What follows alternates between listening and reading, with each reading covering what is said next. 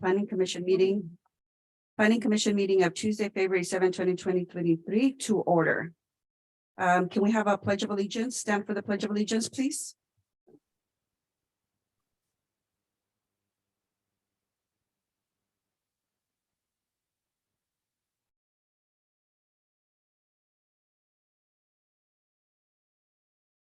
I pledge allegiance to the flag of the United of the States, United States of America and to the republic for which it stands, one nation, under God, indivisible, with liberty and justice for all. Thank you, Dan. Welcome. We got that Okay. handled. Okay, so I'm going to do roll call. Commissioner Aranda. Commissioner Correa. Here. Commissioner DeVries. Here, Commissioner Maderos. Commissioner Newkirk Smith.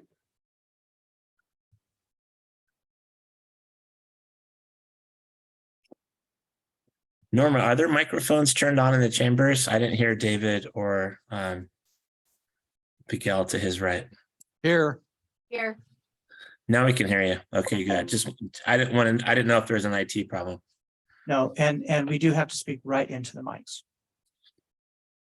And note for the record, as we did not hear Jose Aranda, because Jose he's not here on Zoom. Is he present in the chambers? No, he is not. Jose just walked in. Fantastic. So we have full members present. Correct. Awesome. Thank you, Deputy Clerk. That is fabulous.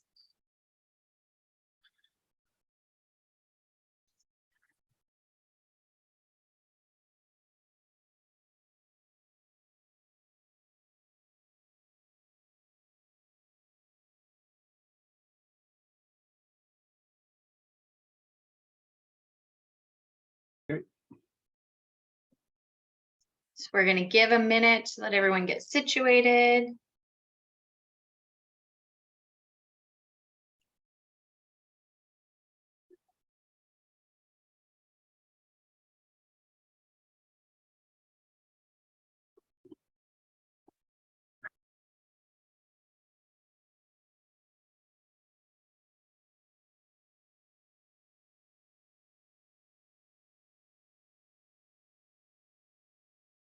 Well, we're waiting, I guess. Brian and I spoke briefly, I guess, for the Broad Act presentation, you guys will make me a co-host, and I will share slides. Is that what I'm going to do? Sounds good. I'll try. It's new to me. You are co-host now.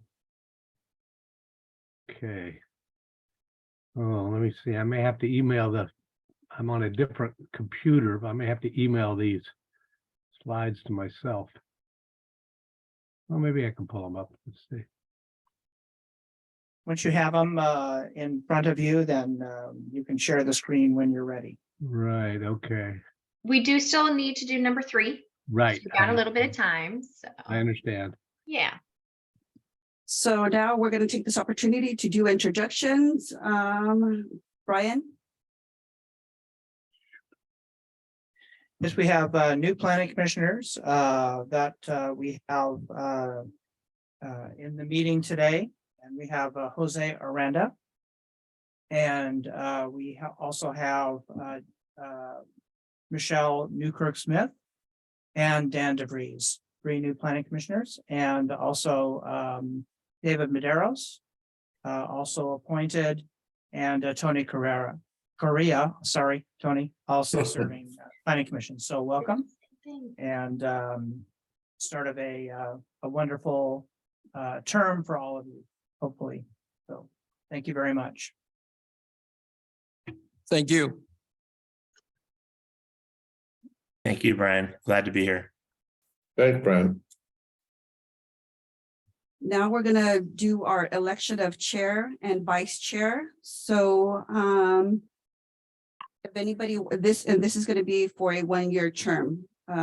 So I'm going to open the floor for nominations, and self-nominations are acceptable.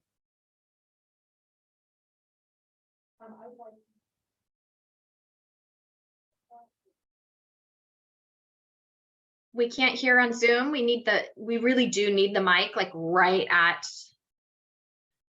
your lips pretty much to hear. Apologies. That's I would okay. like- It'll take a little bit to get used to. I'd like to nominate Jose Aranda to be chair of the safety subcommittee. We're not in that item yet. We're just doing, no, we're doing chair, commission chair. Okay, Jose. Do you want to restate? Okay. I'll second that. Pardon me, I didn't hear the nomination. So Commissioner Newkirk Smith nominated Commissioner Aranda for Planning Commission Chair, and it was seconded by Commissioner Maderos. Any comments or from the commissioners? Or any other nominations? Seeing none, I'm going to take a roll call vote to. I had a question, Commissioner Aranda. My question, I guess, is just essentially whether he's ever run a meeting like this before in the government. I'm sorry, can you say that again? Yes, have you ever run a meeting like this before? No, this would be the first time I'm appointed to either chair and also the planning commission. Okay.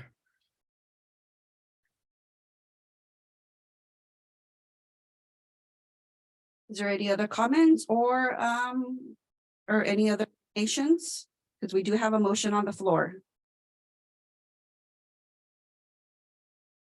Seeing none, I'm going to do a roll call vote to appoint Commissioner Aranda as a commission chair.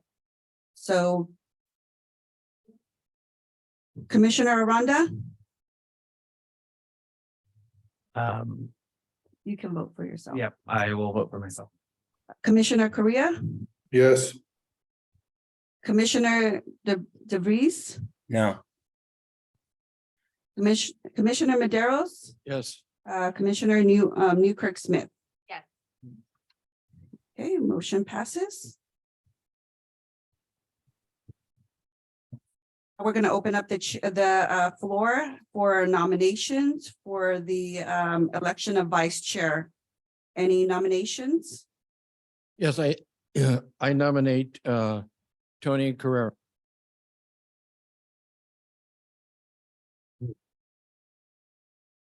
Can we have a second or any other nominations? We did not hear the second here on Zoom. Who was that? We don't have a second yet. You do not. And nominations don't need a second. Oh, I did not know that. I've always done it that way, but okay. Let's So, follow precedents then. Okay. But Okay, so is there any other nominations or a second? I nominate Michelle. Do we have a second to nominate Michelle for vice chair? second, Okay, seeing a first and a second, any other nominations?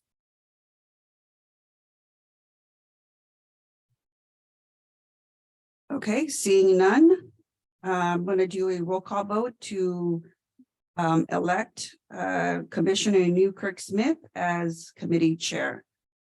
Committee vice chair, excuse me. Yes.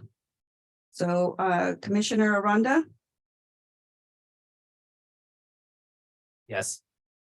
Commissioner Correa, yes, Commissioner DeVries, no, Commissioner Maderos, Yes. Commissioner Newkirk Smith. Yes.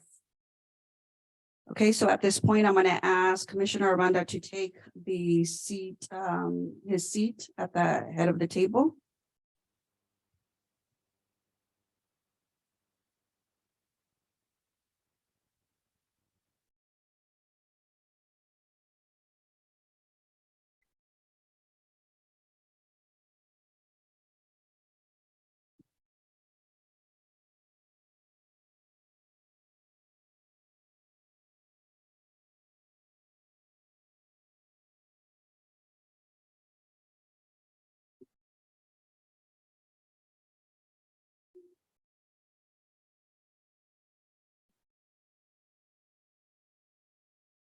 Hey, Commissioner Aranda, we're on item number 4. All right, I'm going to open this up for public comment. Do we have any comments from the public?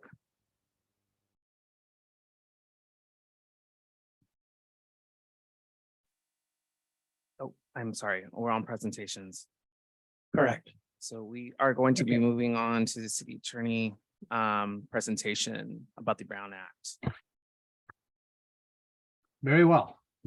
And I appreciate the opportunity to be here before the planning commission tonight. I do apologize that I'm not there in person. I do really prefer to do these presentations in person. It just has kind of a better feel. But I had some family issues that prevented me from being there this evening. So I do apologize for that. And I'll try to move on here. First thing I'd like to say about the Brown Act, really, the greatest aid that you can have in following the Brown Act is to have a great city clerk. And that's Norma and Liz here tonight, and they really do a good job for the city, and they are just a fantastic resource for keeping all of us, me included, on the right page and on the right track with a lot of these things, because the Brown Act actually, it is really, in a sense, procedure, and it can be violated, and we can get sloppy. If we get sloppy with our procedure, we tend to get sloppy with other things. So it's really great that Norma and Liz are here to help all of us stay on track. So now, speaking of staying on track, I'm going to try for the first time in my career to share my screen in Zoom land. So let me try that. I've got a button here. Okay, there's my screen. But So you just select the PowerPoint presentation, and it will form a blue box around it. And then okay, but I'm not. select that first, and then select share screen at the bottom of your screen, the green Okay, but button. I'm not. Oh, then select share screen. So Yes, right. So let me see. So I've got. Bear with me here. Let me go to exit full screen. Okay, I've got the PowerPoint now up on my screen here, Brian. So I go to, So you want to minimize that, okay. minimize that so that you can minimize see it. Yes, minimize that so that you can see it in the list of files in front of you. You see it, the little box that says the PowerPoint presentation as among the files that you have available to look at. On my Zoom screen? Okay, so let's No, do this. I'm not. Yeah, I'm not finding it. Right. All right, so what I'm going to do is I'm going to share my screen. I'm going to find the file. And Okay. then we will navigate through the screens accordingly. So let me go to the agenda and find the file. It'll just take me a minute. Thank you. Another good tip under the Brown Act, one in Oh, it's on the doubt, ask for desktop help. already? Okay, all right. So I'm going to find the file just a second. Okay. Meanwhile, I'll just ad lib a little bit here about the Brown Act. The Brown Act has been around for a long time, since the 1950s. And it was named after a fellow who was in the California legislature, Ralph M. Brown. And it came to be because of an article I believe it was in the San Francisco Chronicle. It may have been in the Examiner in those days, but this article did sort of an expose on the way that public agencies were conducting their business and how certain decisions were being made really without the public being in the room. And this expose, I'll say, of the way local agencies were doing their business in those days led to the Brown Act. And there we are. Good, perfect timing, Brian. Thank you. And there's the introductory slide on the Brown Act, Ralph M. Brown Act, named after Mr. Brown. And so we can move on then to the next slide very quickly, which I will try and probably fail, as I do all the time in these presentations, not to read off the slides. I know you can all read them, but the temptation to read off them is too much.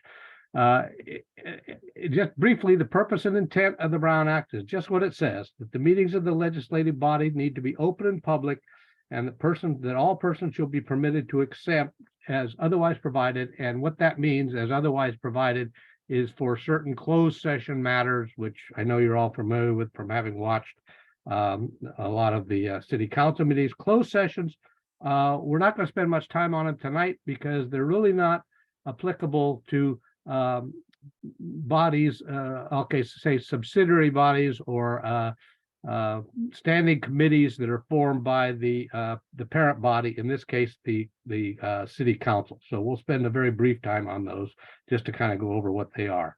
And there is language in the Brown Act, very lofty sounding language about how the people of the state of California do not cede or abandon their business to the legislative bodies that serve them, but they want to maintain the ability to understand and see and hear what the legislative bodies are doing. So we'll move on to the next slide and just talk briefly about what a legislative body is.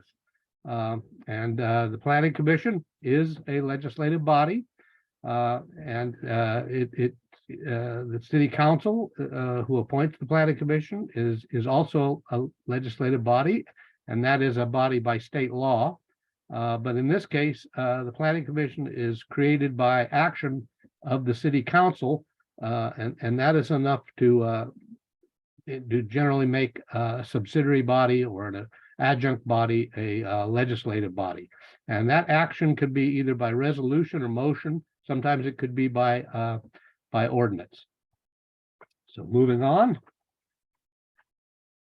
So right away, we'll get into an exception, what is not a legislative body.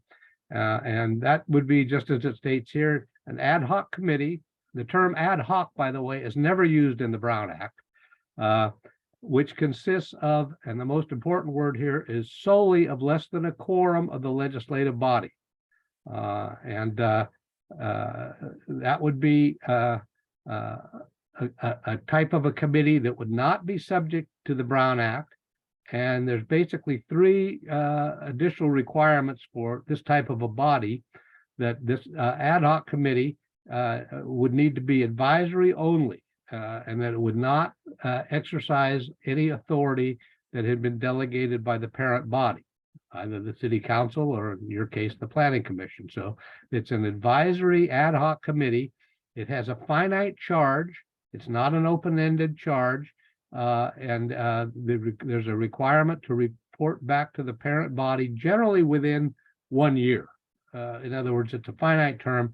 If it goes beyond 1 year, then it gets a little bit suspicious that it's instead of an ad hoc committee, that it would be constituted a standing committee.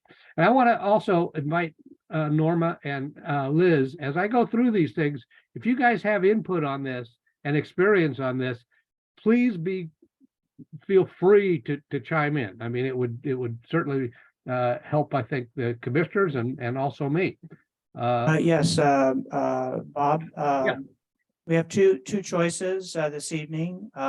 One is an ad hoc committee, which is the Urban Growth Boundary ad hoc committee. And then we also have the Safety Committee appointments, which is a standing committee. So we have two examples on our agenda this evening. Yeah, but they're both Brown Act committees,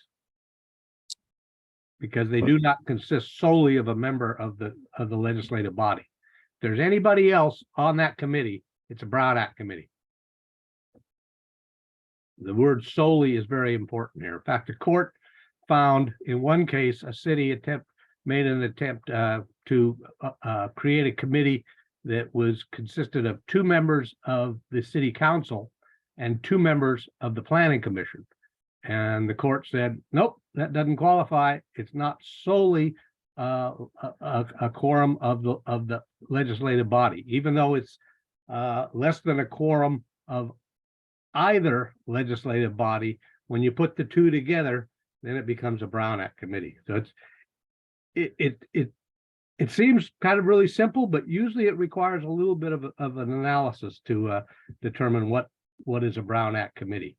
And the third prong of this ad hoc committee exception is that the ad hoc committee has to have a meeting schedule that is not delegated to it by the parent body. In other words, the ad hoc committee comes up with a meeting schedule on its own. 2 members of the planning commission might be assigned to study a particular issue. They report back to the planning commission in 3 months and give them give the planning commission the recommendation of the ad hoc committee.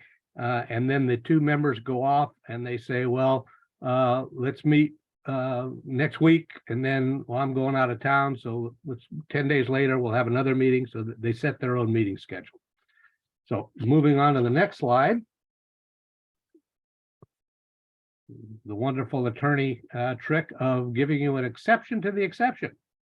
In this case, that is that the Brown Act would apply here, and this would be a standing committee, irrespective of its composition, which has a continuing subject matter jurisdiction, or a meeting schedule fixed by formal action of the legislative body.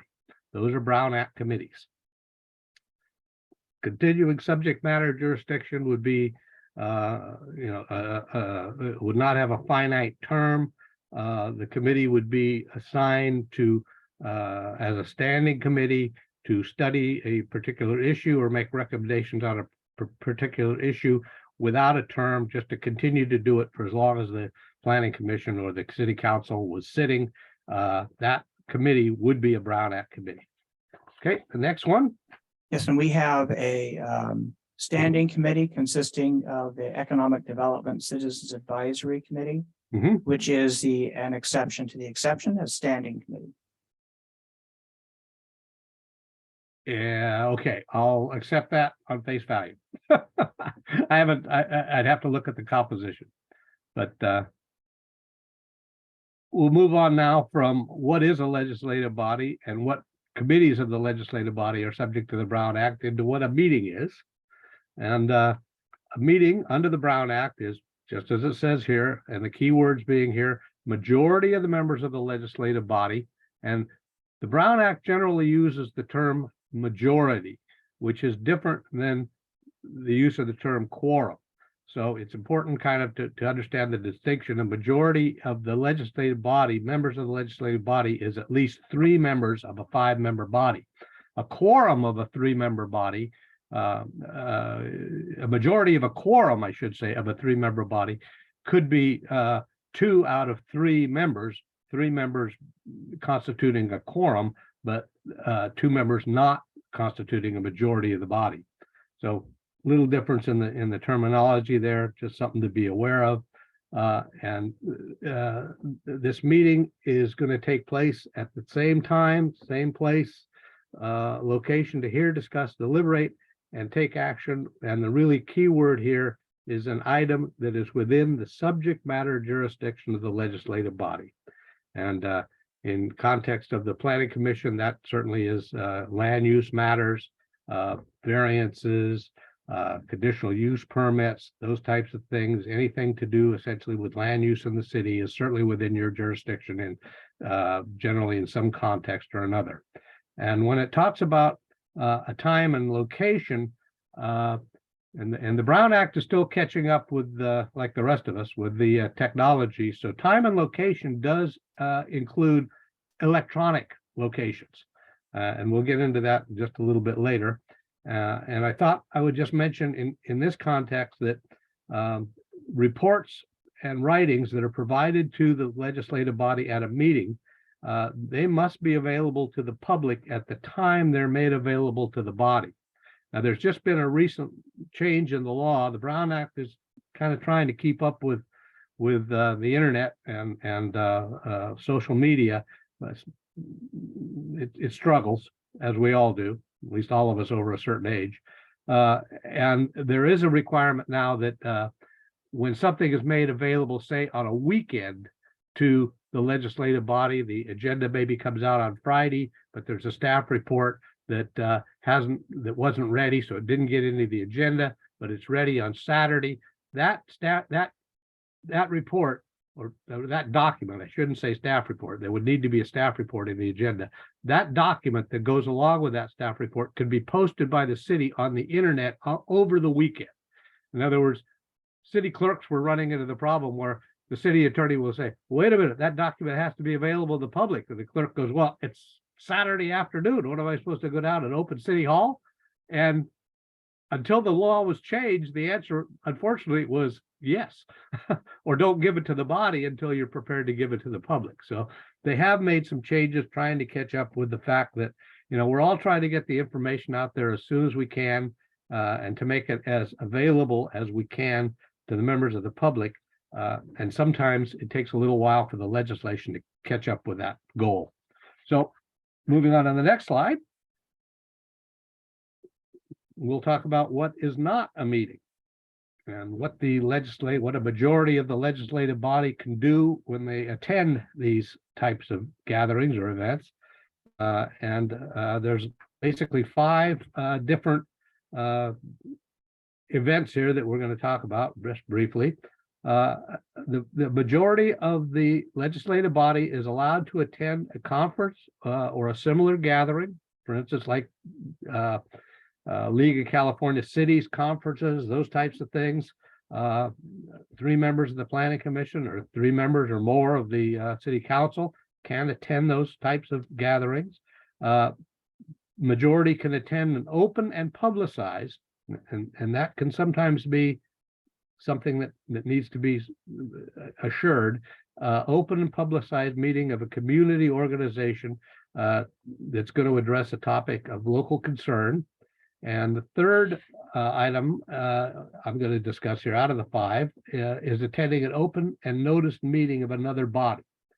So in the context of those 3, another body would be, say, the City Council, for instance. 3 members of the Planning Commission could attend a meeting of the City Council, but with those 3 types of events, conferences, open and publicized community meetings, and meetings open and noticed, notice the difference between open and publicized and open and noticed. Notice we'll talk about in a little bit. Attending those types of meetings, there cannot be any discussion amongst the majority of the members of the legislative body on matters within the subject matter jurisdiction of that body. In other words, the 3 members cannot sit together and talk about, a conditional use permit that's going to come before the Planning Commission at the next meeting. And oftentimes city attorneys will caution that it the legislative body, not to sit together. There's no law that says you can't sit together, but as far as the public's concerned, if they see 3 members sitting together, immediately some people will start to think, oh, well, they're doing the public's business here and it's not at a notice meeting. Members of the majority who attend these types of meetings, either 1, 2, or 3, they can participate in the meeting if a matter is on the agenda of the other body. In other words, if there's a matter on the agenda for the community meeting or a matter that is before the City Council and on the agenda, they can speak to that matter that's listed on the agenda. The next 2 types of meetings that I'll just touch on briefly is a social function.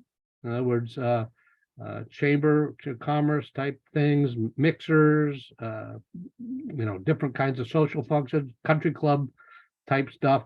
They can attend, majority of the legislative body can attend, but of course, there can't be any discussion in that context of matters within the subject matter jurisdiction. Just enjoy yourselves. And the final one, which is a little bit different than the others, is observing a meeting of one of the body's standing committees. In other words, if you've got a standing committee, it's subject to the Brown Act, and there's 2 members of the Planning Commission on that standing committee, another member of the Planning Commission or 2 members of the planning commission, or the other 3 members of the planning commission, but we'll just use 1 right now, can attend that meeting, but only as an observer. Cannot speak, cannot express an opinion, can only attend the meeting as an observer. And the reason for that is in that case, you've got what's called the 2+1 problem. You've got 2 members of the legislative body who are serving on the standing committee. You've got a 3rd member in the room. You've got of a 5-member body. You've got a member of a meeting of the majority of the members of the body. And it should be noticed that way, not as a meeting of a standing committee of only 2 members.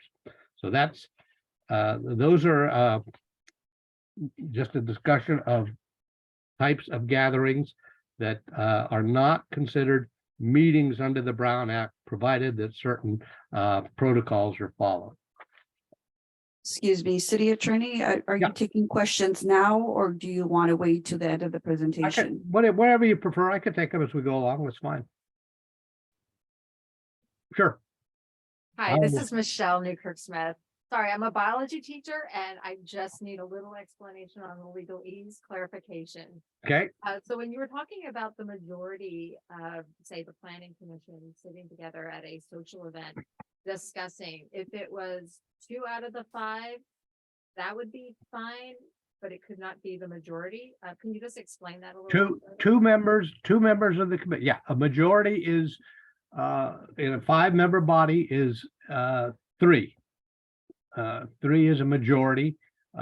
2 members of the planning commission can discuss items within the subject matter jurisdiction of the planning commission without violating the Brown Act.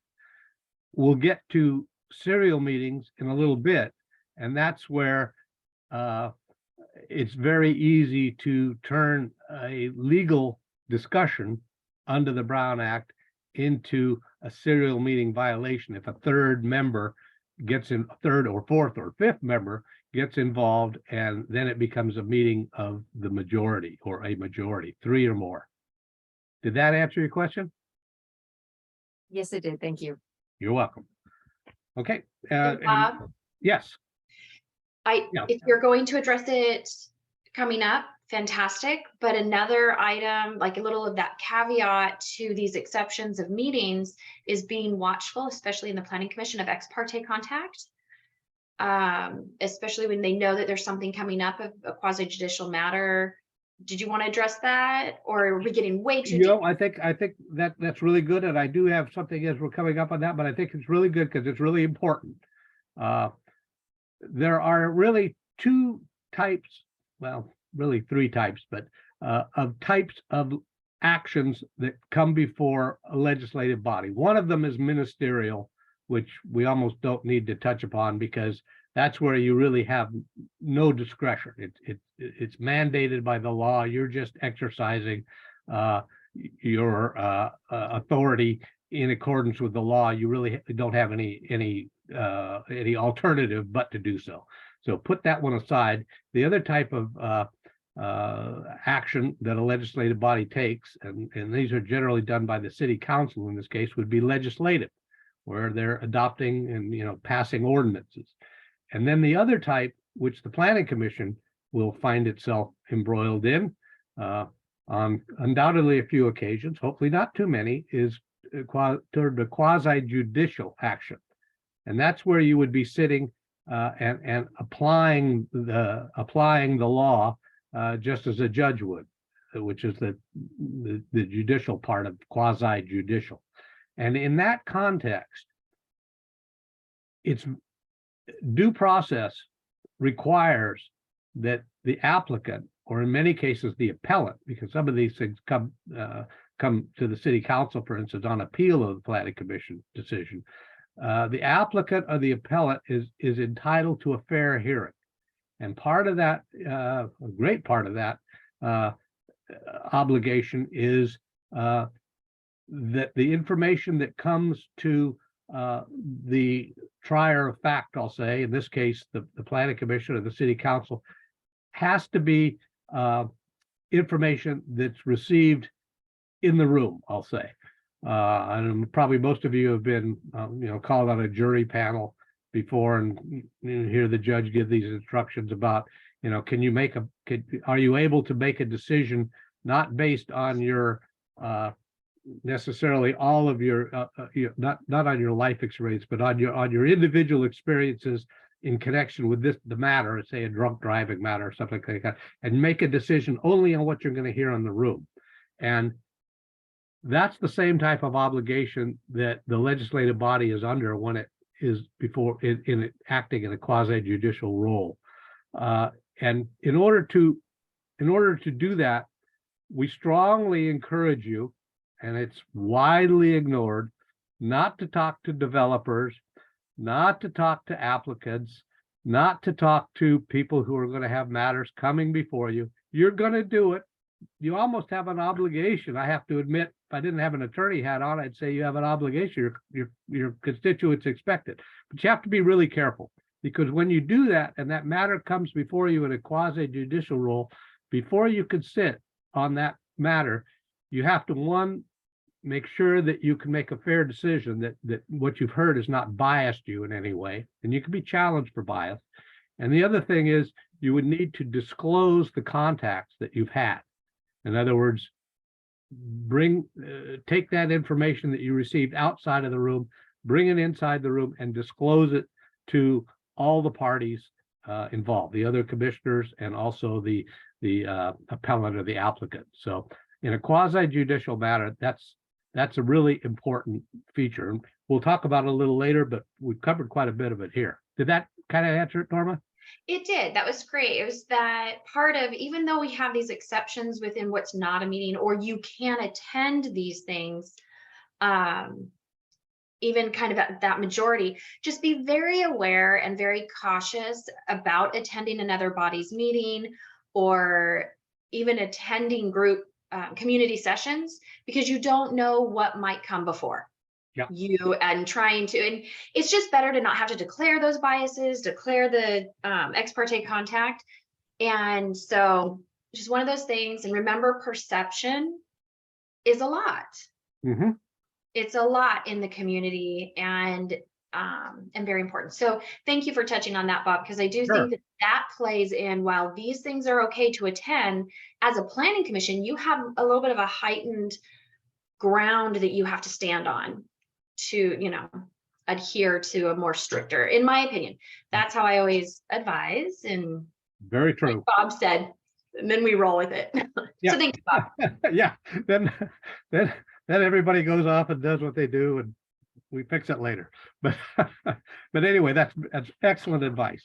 So now the next slide, we'll move into these serial meetings, which is what we try to avoid, what the Brown Act tries to avoid by setting the various restrictions on the types of meetings that are not considered to be Brown Act meetings when a majority attends. But the one thing that does cause problems is if there's a series of communications of any kind, directly or through intermediaries, and I will read this one because it's a good definition: to discuss, deliberate, or take action on any matter that is within the subject matter jurisdiction of the body. So,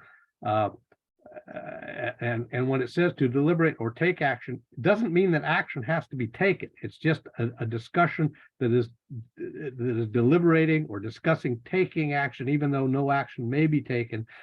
A series of communications with a majority of the body does violate that, and does violate the Brown Act, I should say. And so the next slide just sort of states that. And it uses, this slide is important really in the sense that it uses the term collective concurrence, which is another sort of a buzzword term under the Brown Act.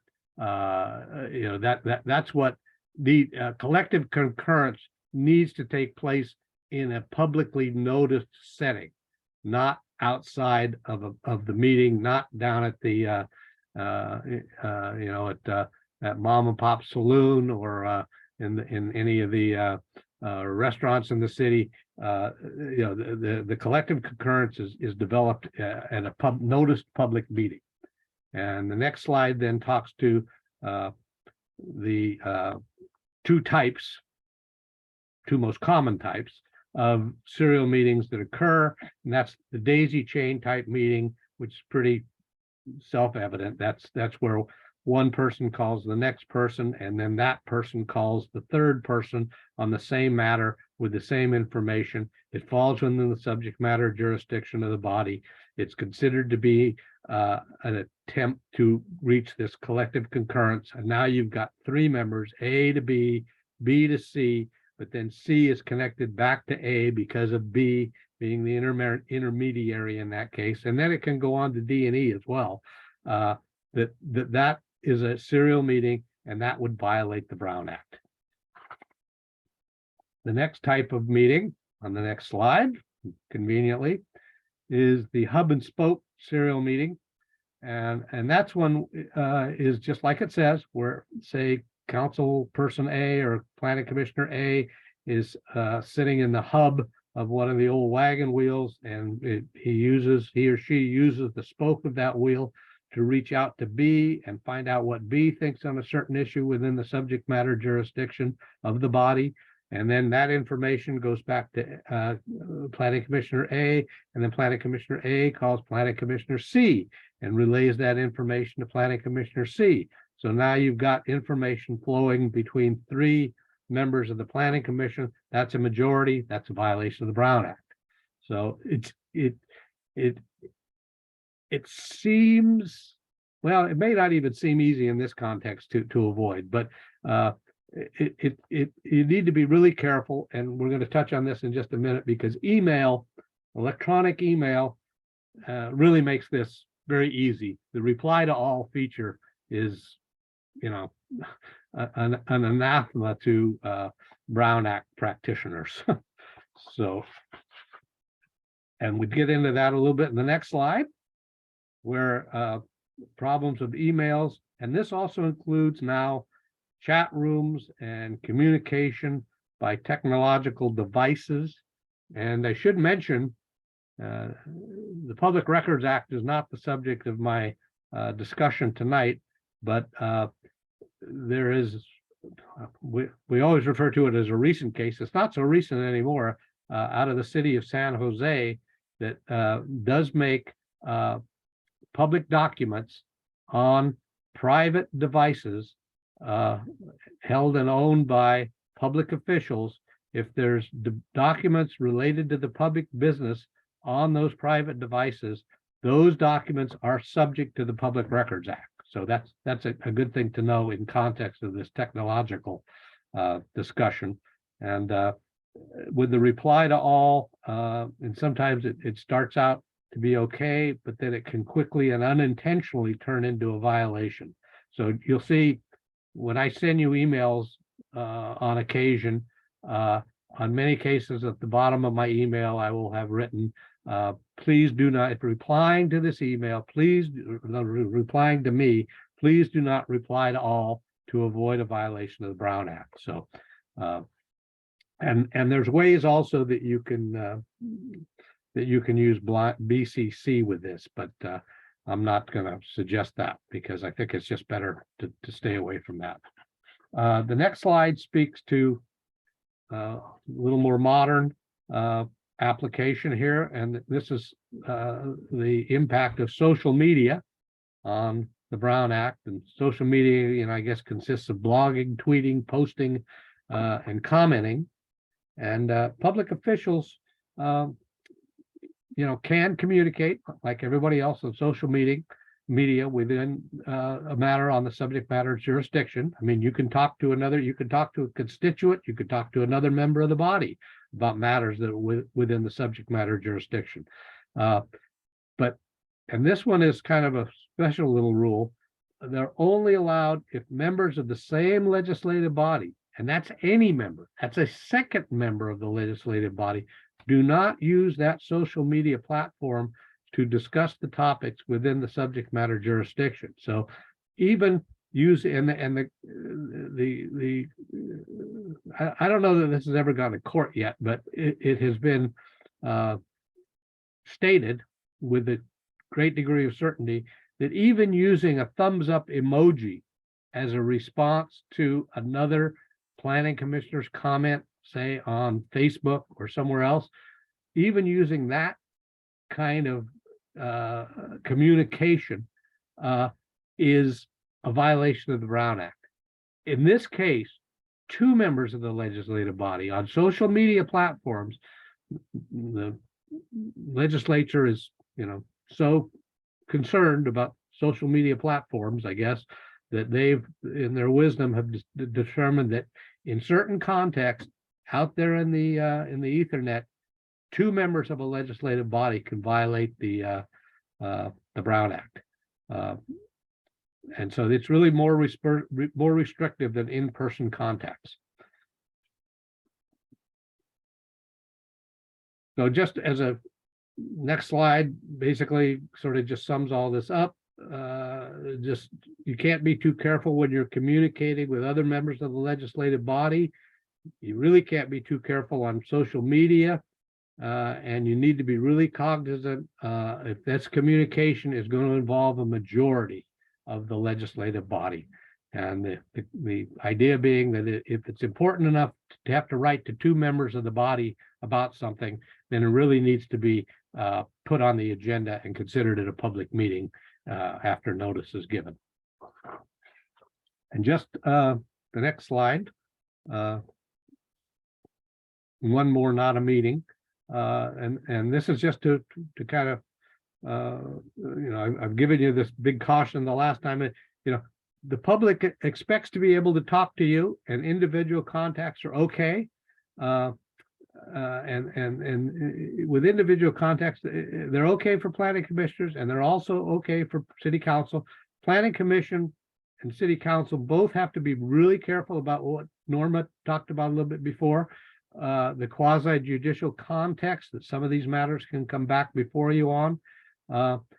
And there's really, in the law, there's a little bit more deference given to a lot of this stuff given to elected officials in that context. But still, contacts with the public, they're part of your job, provided that these serial meetings don't result and quasi judicial contexts are considered, and the ability, and this is where we talked about the due process, which we already talked about, fair hearing implications. So we can move on from that into getting towards the end here. I know it's probably getting a little boring, but I'll try to move right along. These are things where you really, this is where I start out. I talked about a great city clerk. This is where they're gonna really take care of this for you. But you should be aware of it, that the notice and agenda requirements for regular meeting, 72 hours is required for advance posting of the agenda, which needs to be posted at certain designated places in the city and also on the internet. And the time and location, of course, of the meeting is part of that notice. There has to be a brief description of the items that the body is going to consider. Generally, it doesn't have to be more than 20 words, but the important thing that, and it'll pass muster if you think about it in terms of for an uninterested or a somewhat disinterested reader reading the agenda down in the bulletin board in front of City Hall one early Tuesday morning. If that person could read the agenda and make an intelligent decision on whether he or she wanted to attend the meeting that night because there was a certain matter going to be heard on the agenda. So the agenda, just the description of items of business have to be pretty general, or they can be relatively general, but they must be informative. I won't speak to the teleconference rules right now at all. Regular meetings and special meetings can be continued or adjourned. And in the case of a regular meeting, and there's certain business that needs to be done at a regular meeting. For instance, the adoption of an ordinance can only take place at a regular meeting, can't take place at a special meeting. So if you have a regular meeting that is adjourned to another date, it's not a regular meeting date. And by the way, each legislative body is required to establish regular dates for its regular meetings, but a regular meeting can be adjourned to a subsequent date to finish up the business at that meeting. And that meeting is a regular meeting, even though it's not held on the same day as the initial regular meeting. So moving on quickly to the next one, as far as items that are not on the agenda, there's really could be no substantive discussion of those items. If they're brought up by members of the public, and members of the public do have a right to comment at a regular meeting on any matter that is within the subject matter jurisdiction of the body.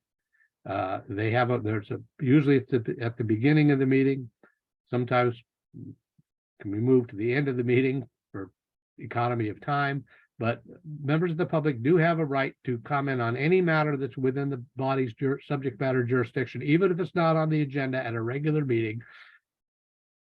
You and staff can make very brief responses and ask a limited number of questions in response to those comments.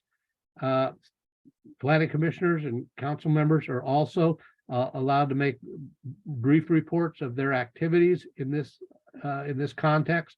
And in many cases, though, what those items will end up, the proper course is to refer them to staff, essentially to, if council or planning commission wants to see them back on a regular agenda when there can be discussion, bring them back, put them on a regular agenda. So special meetings are a little bit different in the sense that public comment at a special meeting, and we'll get to that in a couple minutes.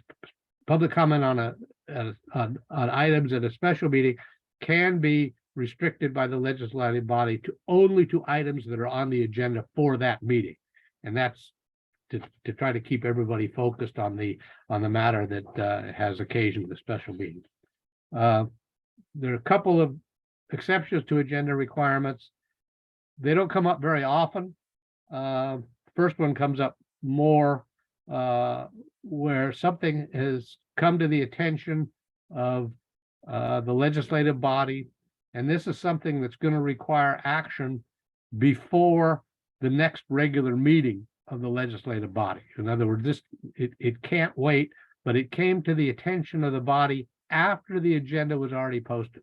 In other words, 72 hours posting requirement for a regular meeting. This came up after that 72 hours, after the agenda was already posted, but right before the meeting, legislative body found out there's something we need to do tonight. It's not on the agenda, but we absolutely need to do it. And by the way, this does not include staff forgetting to put something on the agenda. This is something that really comes up, what's the word, sua sponte, I guess. And it requires a 2/3 vote of the legislative body to do that. If all members are not present for that vote, then it requires a unanimous vote. There's only four of the five commissioners present, and then it requires all four to put the matter on the agenda. The second one is really just what it says: emergency situations, and the Brown Act considers emergency situations to really be what we consider like the earthquake in Turkey. If there was an earthquake like that in San Juan Bautista, God forbid, that would be the type of thing that would generate an emergency situation. There could be other things, but emergencies are pretty restrictive under the Brown Act. There is some legislation right now that's still in force that deals with emergencies, the COVID emergency. We'll touch on that right at the end here. I think I touched on everything here regarding public comment. Talked about that one. So we can move on. I think we've talked about the next one too, special meetings. In case of special meetings, there's only a 24-hour notice to hold a special meeting. Many times, well, not many times, on occasion, you'll see that we with our what would I say, our cohorts in I was going to say in crime, but it's not. When we discover something that's come to the attention, the agenda is already posted, it's been out there 72 hours or something, and there's something that needs to be done. In some cases, we'll schedule a special meeting on the same day as the regular meeting. It's legal to do that. They're two separate meetings, and it is one way to handle emergent issues that we have enough time, 24 hours in this case, to get notice up and get it posted. And again, same type of thing, only comments on the agenda items, generally from the public, and no comments on items not on the agenda. The next slide talks to the closed sessions, and I'm not going to spend time on this. I've already probably taken up more than time than I really probably should with you folks. I appreciate your patience. I'll just go over them really quickly, because there's really no scenarios here that the planning commission is going to probably need to hold a closed session, or any of the standing committees. There are safe harbor descriptions for those closed sessions, and we avail ourselves of them liberally, because the legislature has basically told us, if you use this for your closed session description, you're likely not to get in trouble. But the closed sessions have to be listed on the agenda, and the public is allowed. They are on the agenda, so the public is allowed to comment on them, even though in some cases they really won't know the substance of what the council's going to be talking about. They, in the case of say litigation, if it's existing litigation, we have to list the case number, and in many cases the public knows all about what's going on with litigation, and the public has a right and a place on the agenda to comment about that. The other exceptions are just as are listed here, and I'll discipline myself not to read them, but at least not to read the details. But personnel, the personnel exception, labor negotiations, and real estate negotiations, as well as litigation. Real estate negotiations are probably the most limiting of all the closed session matters, in the sense that it's really only price and terms that the legislative body can talk about in a real estate closed session negotiation. You can't really talk about whether it's a good idea to lease something, or to sell some certain property, or purchase some property. City attorneys have tried for a long time to get the legislature to kind of loosen up on that, because it is very limiting. And we find ourselves oftentimes in closed session having to bring the discussion, or having to rein in the discussion when it starts to stray a little bit outside of the Brown Act. But that's the job. So we're getting right to the very end here, and we'll get criminal penalties. It's very rare that there's a criminal penalty for violation of the Brown Act. I'm not aware of any criminal penalties ever being assessed in San Benito County. I could be wrong. But the issue with the criminal penalty, as with any crime, is there has to be the intent to you can't be, you're not just sloppy here. You just didn't miss putting something on the agenda and then went ahead and talked about it anyway. There almost had to be a conspiracy and an intent to say, we're not going to put this on the agenda. We know nobody's going to be at our special meeting at 2 o'clock, on Tuesday afternoon. Everybody's going to be at work. We're just going to talk about it anyway. So let's just do it that way. That it would have to almost be something that blatant. So that would be, but there are civil penalties for violation of the Brown Act. And one of the most devastating can be the action that is taken in violation of the Brown Act can be voided by the court. The other thing that can happen for a violation of the Brown Act is that it can, if there's something, if God forbid, it never happens in San Juan Bautista, but I've heard of it happening in other cities where staff has waited to the last minute to do something. And if the action is taken at a meeting and that action is determined to have been violated of the Brown Act, sometimes a critical deadline can be missed, and there's no way to remedy the Brown Act by turning back time. Normally, when there's an allegation that the Brown Act has been violated, there's a cure and correct notice that's given to the city, basically saying you guys made a mistake. Sometimes it's said with a little more vehemence than that, but you need to go back and do it over. The action you took was void. You didn't do it right. You need to go back and do it over. And the city can do that. In many cases, that's exactly what's done. Curing the violation in that manner is not considered to be an admission of wrongdoing. It just fixes whatever problem that the person who alleged the violation of the Brown Act believed that the legislative body did. The other way to fix certain things in the Brown Act, if there's been conversations, is to disclose the nature of those conversations on the record. I mean, we had this case come up at a certain time. We knew that there was admission, frankly, at the meeting that there had been a conversation between a majority of the council, and was sort of came to my attention about 10 o'clock at night, and I was sort of at a loss. Well, what do we do with this? You know, I mean, we've admitted here on the dais that there's been this violation. Well, all you can do in that case is disclose it. That's all you can do is open the windows, let the sunshine in. These laws are sometimes called sunshine laws. Disclose what happened, put it on the record, and move on from there, and hope that does it. There can be action for injunctive relief if the city refuses to go back and cure those kinds of actions. It's a violation of state law. The Brown Act is a state law in the government code, and state laws are enforced by the district attorney. So the district attorney would be the party that would be called upon to make the city obey the state law. It mentions attorney's fees. One thing, as representative of the city, you can be assured that in no context will the city recover its attorney's fees for defending itself under the Brown Act.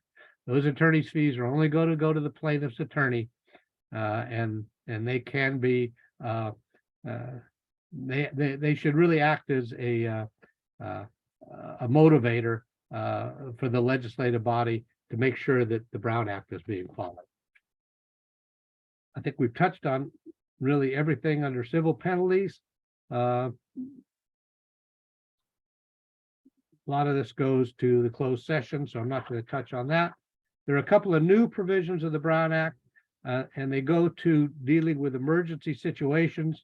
And the meeting tonight is being held under one of those. There was the governor passed during the COVID emergency, he passed executive orders, or he signed executive orders that allowed the legislative body to meet without following all the restrictions of the Brown Act because of the COVID pandemic, the dangers of social, the advice to social distance, to avoid contact, those types of things.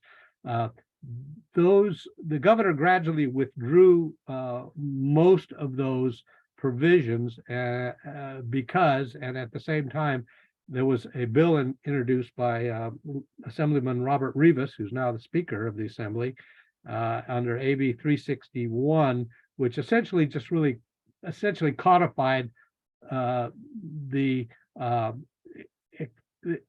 emergency exceptions that the governor had allowed. Not completely, but essentially codified those exemptions and allowed public agencies to continue to hold meetings without full compliance with the Brown Act, these hybrid meetings that we hold today. That legislation stays in effect through January 1, 2024. However, the governor has announced that he's going to rescind the declaration of the COVID emergency as of January 28th. And AB 361 only applies to emergencies that are declared under Government Code 865, I believe, which is when the governor declares a statewide emergency. So hopefully there won't be any more of those, although the legislation stays on the books for another year. There is new legislation, AB 2449, that does allow under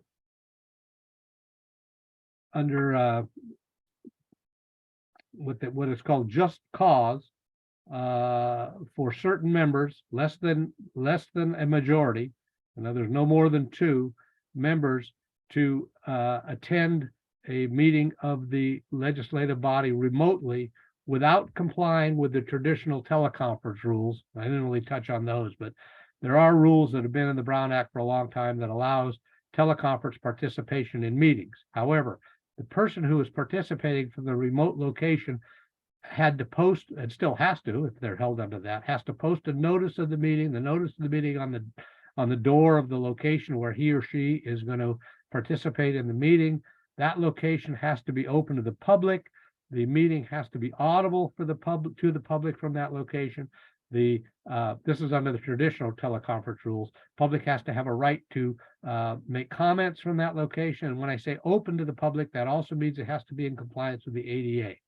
So based upon all this experience that we've had with remote meetings, the legislature came up and said, okay, well, 2 times a year per member for just cause, up to 2 members of the legislative body can participate in a meeting remotely without following all those provisions that I just gave you, posting the notice, being ADA accessible, having an opportunity for the public to attend at that location.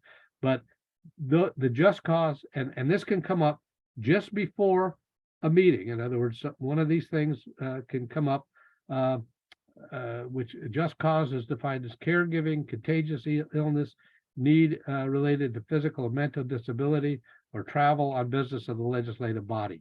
On business of the legislative body being key there.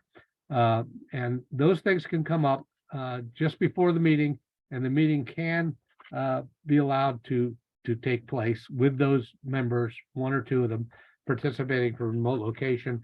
And it's up to 2 times a year. That's all that's allowed. After that, you can't do it. There is also a Brown Act provision for emergency circumstances, which is a medical, physical, or family medical emergency that would prevent attendance in person. And in that case, it's good, the body needs to know about that as soon as possible, because it must be permitted by the body, and a brief general description, nothing too personal of that emergency is required. And for these hybrid meetings, in whatever context they're held in, there has to be now 2-way audio visual system available, and there has to be a call-in or internet-based access options, and they need to be identified on the agenda as they are tonight.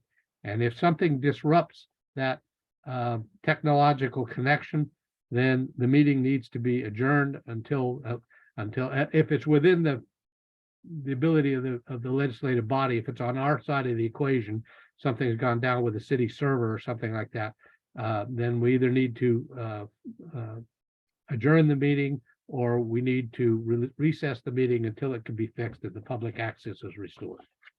So I think that's everything.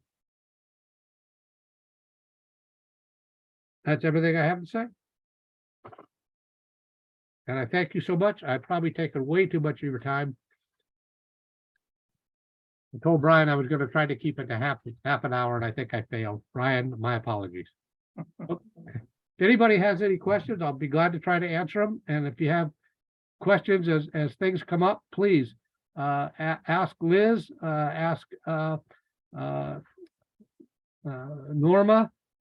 Feel free to ask me. We'll all try to make sure that we all stay in compliance with the Brown Act. It's a challenge, but it is doable. Yes, and I'd just like to add, Don and I are available also. Great, thank you. Thanks, Brian. I'm sorry, I apologize. Yes. Just in case. Ask the city manager, bring it up, and we'll work it out. Thank you, Robert, Norma. Thank you, Mr. Chairman. Appreciate your patience. All right.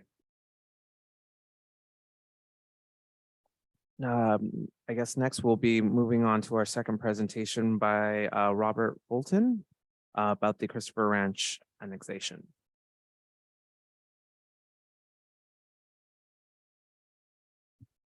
Well, I think I'm the first person to get to say this, but Chairman Aranda and Commissioners, staff, thank you for giving me the time to talk a little bit tonight about our annexation application. I'm going to turn a couple of maps around for the people that are sitting in the audience here.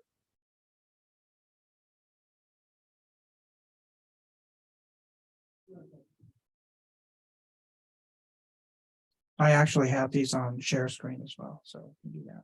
If you like, would you like Yeah, that? no, that'd be great. There we go. Before I start though, I'd like to tell you all a little bit about it. I've been at pretty much every public meeting in town for about the last month, 9 months, I should say.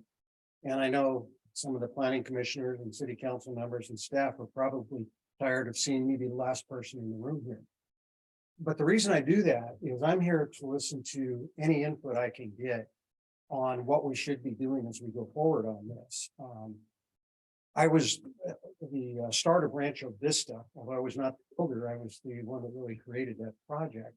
And that came about from a lot of input from residents, council members, commissioners, staff, and everyone else. And it's my belief that the more input I get, the more I can put into a neighborhood that makes people happy and proud. And I'm proud of Rancho Vista. It came out very much as intended. There's some things that I wish would have been done a little bit differently. But the nice part on doing something again is you get a chance to improve on some of those things. So thank you guys for the time. And we have submitted an application for annexation. This is the western half of the Christopher property, or it's a little more than half, but it's about 65 acres that we're asking to annex into the city. It is contiguous to the city. It has been inside of all of the sphere of influences that have been proposed. It's a property that has been talked about at the planning charrettes, at the traffic transportation meetings, and a number of other places. And things that I've heard as I've listened that people need, and just a couple of them are, number one is keep the housing on the north side of 156. Don't make kids cross at the stoplight to go to school. Try and stay away from that. And we accomplished that, obviously. Two is keep the prime farmland as farmland. Well, this is not prime farmland. We know that. The Christophers did try and farm it. It was not successful. The other thing that I heard a lot, and I actually heard people say, oh, you're coming in to put houses on the hillside. We're not here to put any housing on the hillside. And the city has a hillside ordinance anyway. But I don't want anybody to be concerned about that. But that was something that I heard at a lot of the meetings. One was housing should reflect San Juan. And I will tell you that San Juan Bautista has very good design guidelines within the city. I don't know what needs to be done, but those design guidelines need to be enforced a little more than I think they have been in the past. But if you read through and take a look at them, I think they've done a great job. And then the other thing that I was hearing at all of these meetings is that there's a lack of sheriff in the area. There's teachers, they're having a tough time hiring teachers, firefighters are having a difficult time. And part of it has to do with the lack of any affordable housing. So a few of those items we're going to be able to address pretty well. The housing affordability issue, we've already reached out, and I'm going to ask Sunny Flores from the CSDS, Community Services Design Corporation, to come up and talk a little bit about what they do as far as affordable housing. Because we've already reached out to them and think that they would be a great partner to bring in on this part of it. Obviously, the hillside will remain agricultural. It's going to make a vehicle, bicycle, and pedestrian connection from San Juan Highway over to Larios Drive, which will really complete the circulation of the city. Obviously, we'll be paying impact fees that are to come in and help with a number of things throughout the city. The Christopher Ranch House will need to remain on the property. We will do that. I think the Lavanino barn might be a historic structure also. Those are things that we're going to have to look at.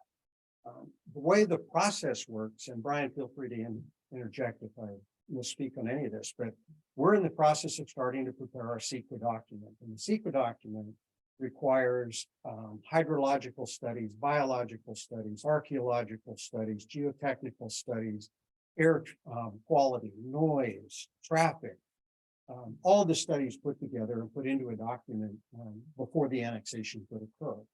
And those are all going on now. I know we'd all like to know what's it going to look like when we do it. And that can't be determined until we know what we can do within the constraints of all of those studies. We're going to have to know what's going to happen on drainage. One of the things we do know is that this will improve the drainage that's out there, which needs to be addressed. There's some things that I thought would have been addressed when Rancho Vista was built out, but apparently did not. But they're correctable. That's what engineers are for. And I can't tell you how to do that. The two maps that you have, let's see. The one that is on the screen. Oh, sure. I don't think. Sorry, Michelle Newkirk Smith.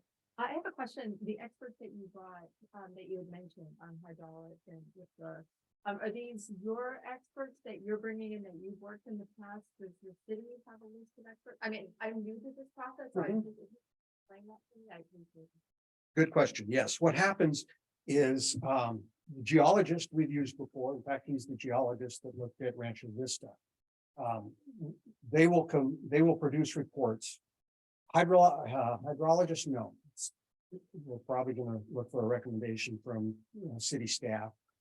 And in fact, archaeologists, no, it's someone different than we used last time. So there'll be a few that are the same, but what happens is these reports are generated and put together, and then city staff will have experts that will review those reports and look at them also. It's not just ours, no.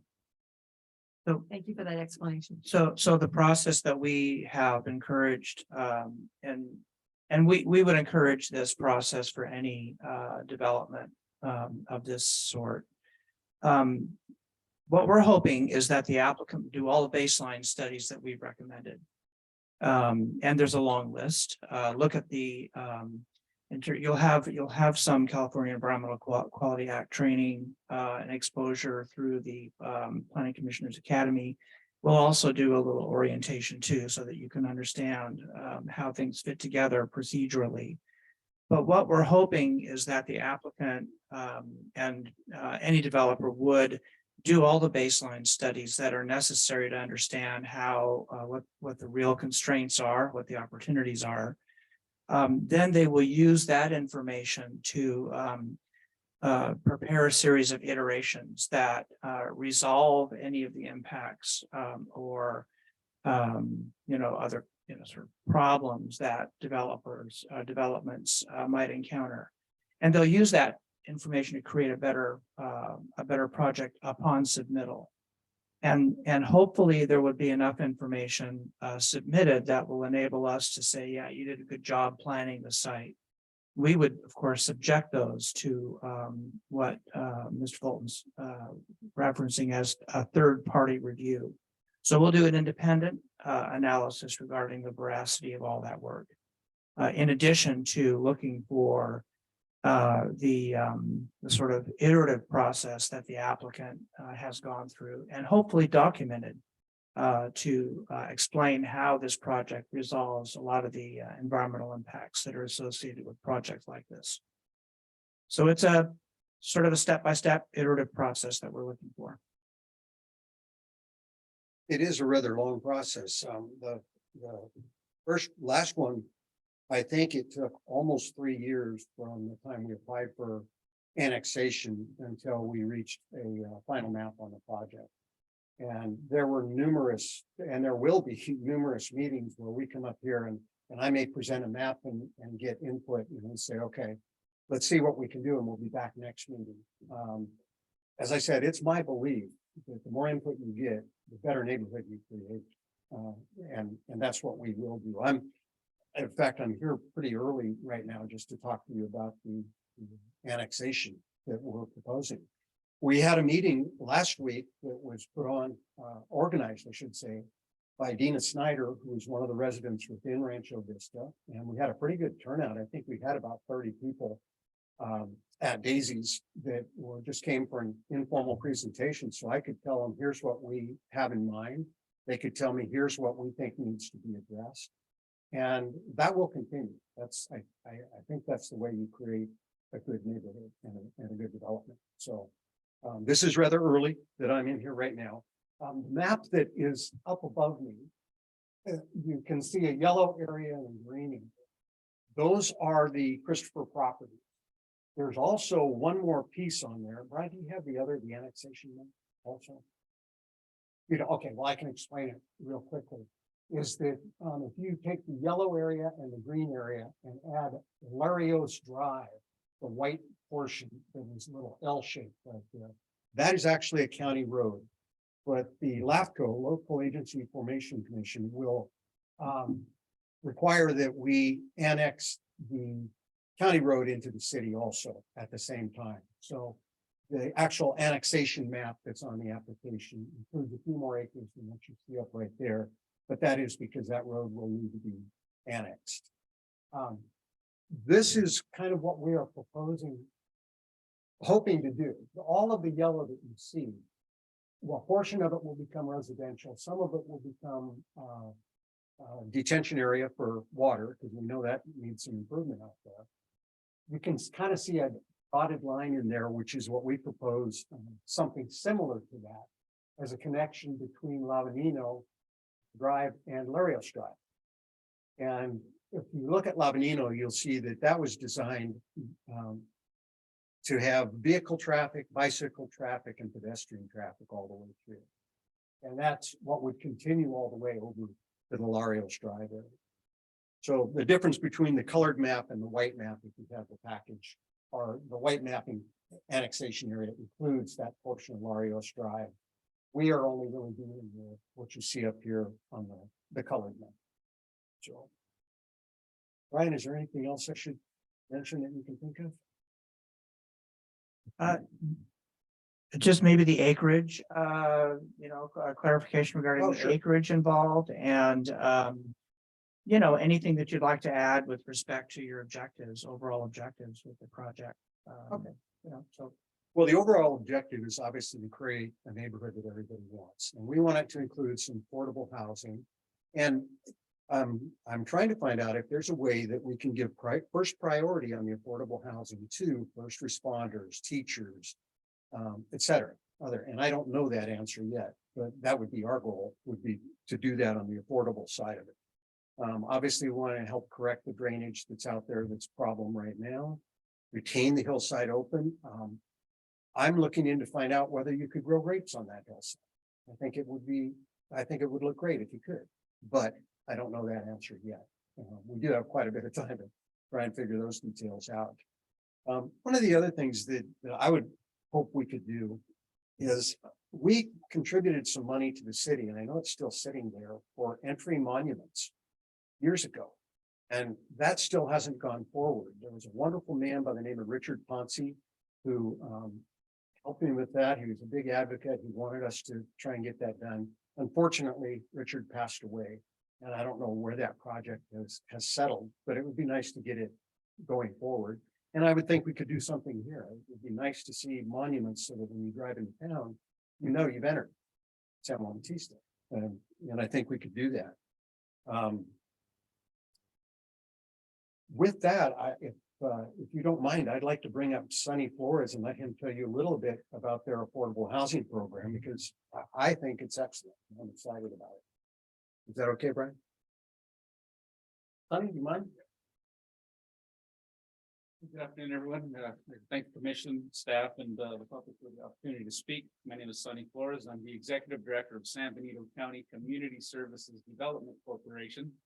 We're a 501c3 nonprofit, affordable housing corporation operating only in San Benito County, commonly known as CSDC.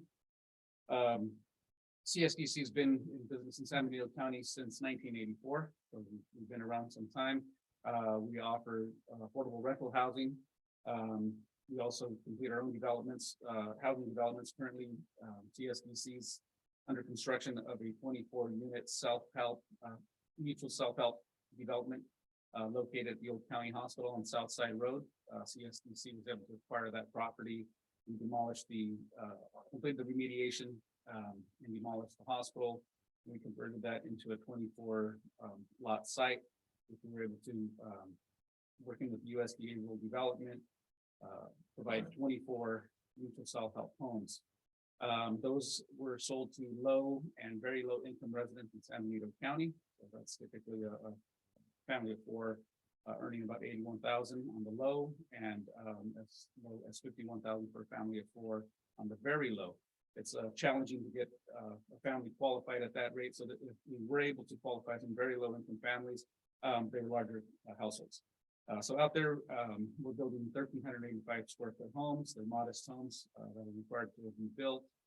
We try to work on a small community feel. So smaller lots, the homes are closer to the front sidewalk. They'll have front porches. So we create that community feel. I think they would work well in San Juan, the style with all lap siding or shake siding.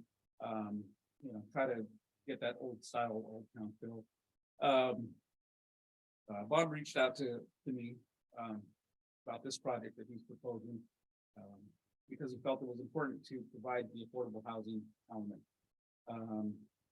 I think if the commission and council does agree that this would be something that should move forward, CSDC would like to be involved, whether that was through rental housing, through the self-help housing program. We've also completed moderate rate housing, which again would be more of the workforce housing. Fair housing laws would limit the ability to select only certain buyers, I guess, based on being a police officer or medical, fire.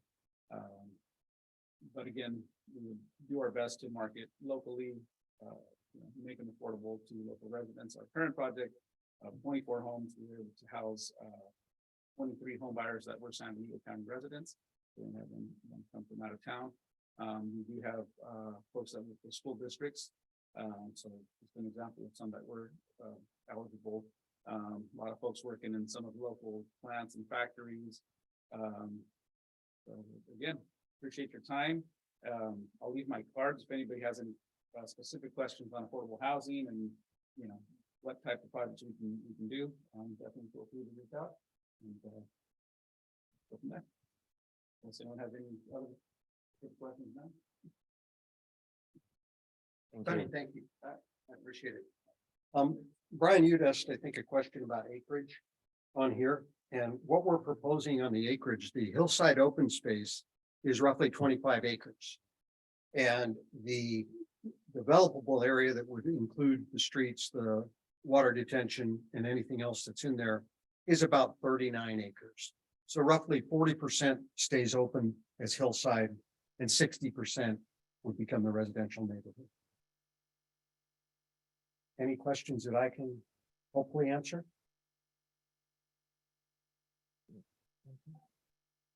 Sure.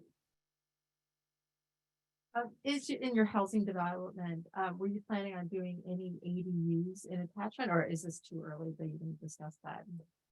It's not too early to discuss it. We did not want to use ADUs as affordable housing because I don't think that works really well. ADUs are wonderful, and yes, I think the neighborhood will allow ADUs by the size of the lots and everything else, and that is a possibility that should happen. But I don't think it should be our affordable housing. Our ordinance actually does not allow the use of ADUs to satisfy our inclusionary housing requirements. Oh, good. I have a question. Yeah. For this new development,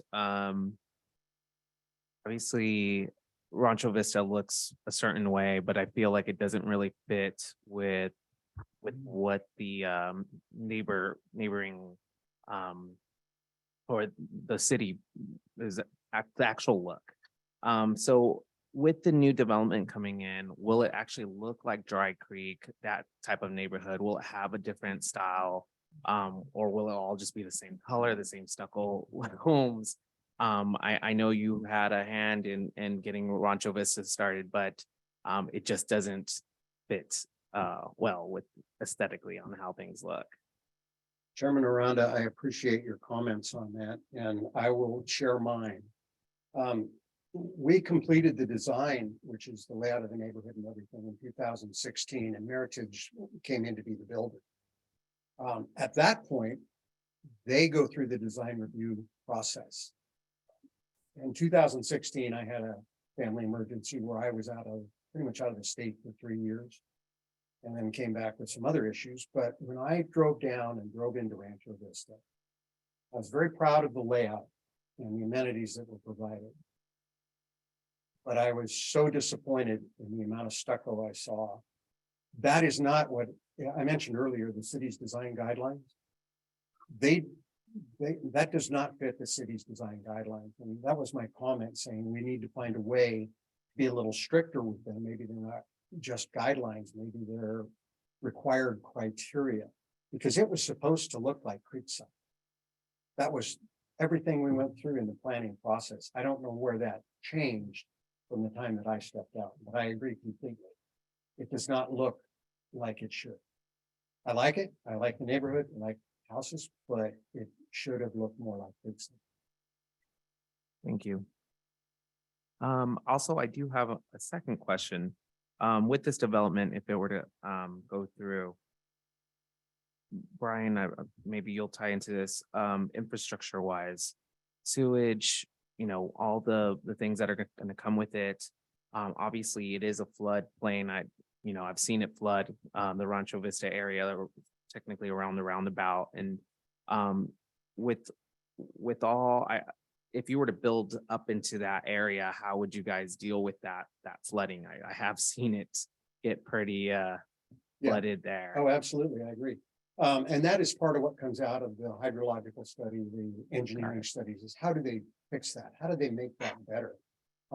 Rancho Vista actually kind of did what it was designed to do, is what I was told, where the water, this was a 100-year flood. I mean, we got rain in 3 weeks. We got more rain than California's had in 160 years in a 3-week period. So this probably qualifies as a 100-year flood. And it did perform pretty well. Did it do as perfect as I think it should have or could have? No, but it did do pretty well. Yes, that will have to be addressed in studies and design. Got it. And I think it's important to understand that an annexation like this, when a property comes into the city, it will go before the Local Agency Formation Commission, LAFCO. And as part of the community plan program, there will be a municipal services review. And there will be a careful look at the city's infrastructure plans at that point. And then as we make changes to our sphere and consider annexation areas, that municipal services review will become important. And then there will be an Environmental Quality Act document that examines how potential impacts on storm water flows will be addressed in the project and by the community as a whole. Thank you. And I believe Dan has a question.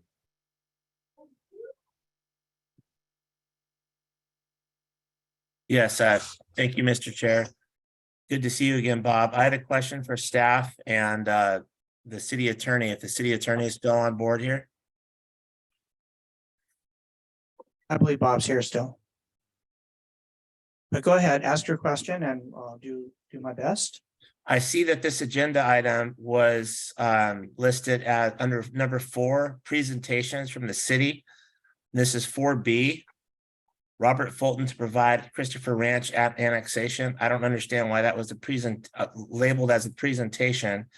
I know that under number 6, we have segregated space on our agenda every month to discuss informal project reviews. And I don't know if this is such a review. And I'm not really exactly sure what's going on here, because we've been talking about all kinds of things like affordable housing and drainage and slope development and all of these other things. But it just seems that this discussion right now is wholly inappropriate in light of the way that this was agendized, is not providing the public with an opportunity, including me as a commissioner, to discuss a lot of these different moving parts that go into such a huge, massive subdivision like this. So if now is the time to talk about, all of the things that Mr. Fulton has addressed, then I'm happy to do that. But I'm just wondering what exactly is happening right now vis-a-vis the agenda of the city of San Juan Bautista. Thank you. I'll be happy to answer that question. First of all, the presentation is the applicant's request to put the annexation proposal before the Planning Commission, just to explain the current status of their thinking with respect to what they would like to do with the property before as it moves through the annexation process.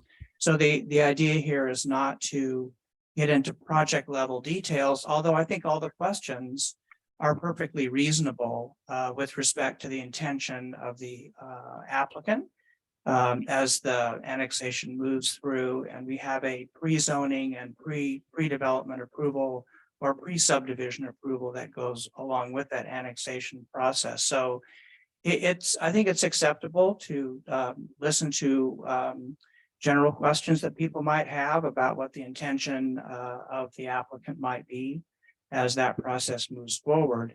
And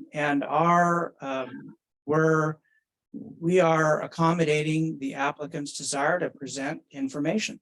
That's all this is. Okay, thank you. Thank you, Brian.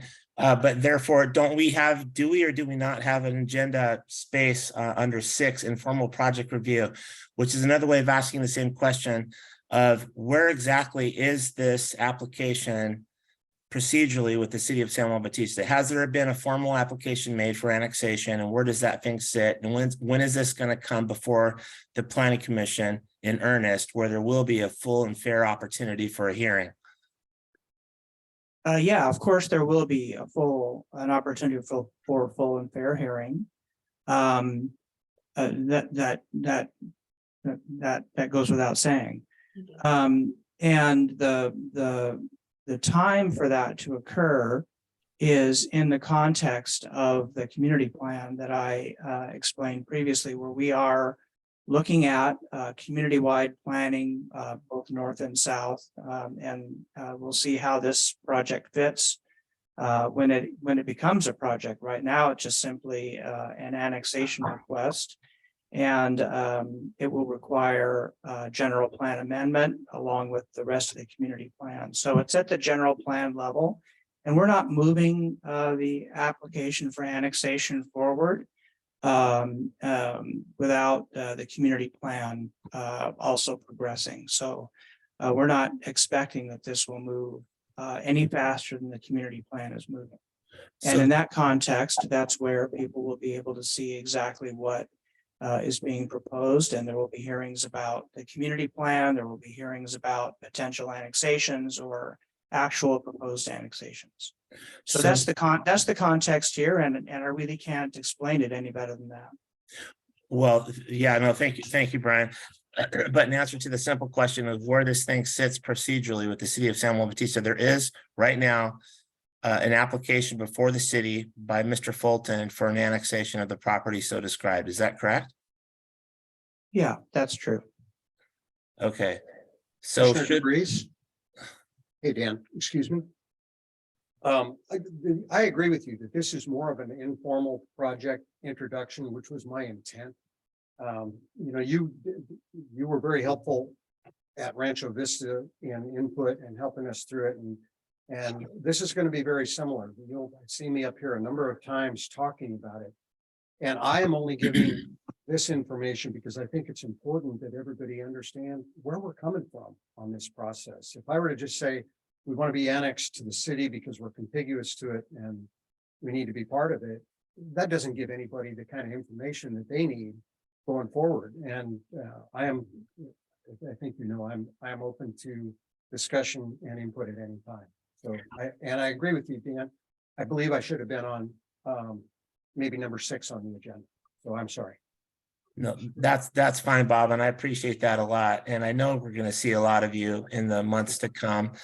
My question mainly, as I hopefully stated at the beginning, was one of procedure, and I think procedures are important.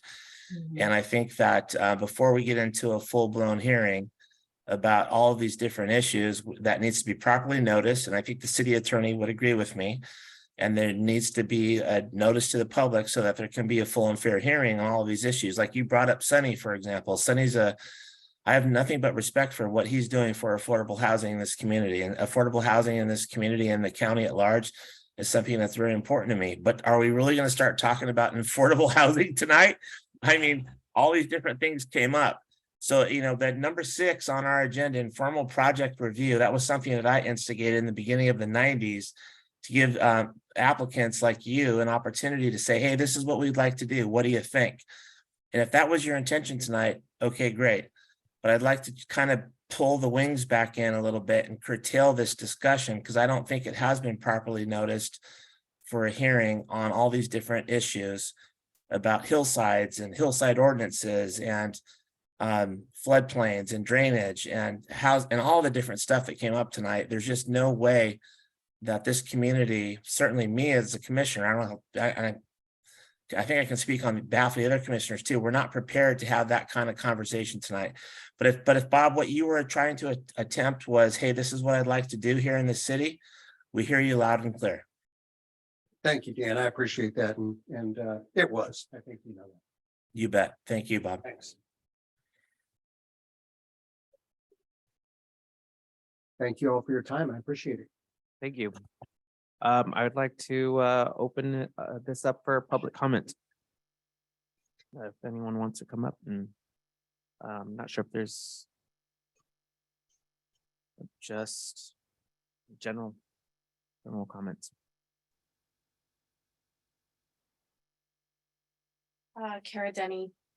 I would like to thank Dan for his insight on that and to make sure that, you know, we don't jump the gun before we should, because I'm definitely concerned about some infrastructure things. So I appreciate that. And I appreciate the questions that you brought up as well, Jose. So thank you.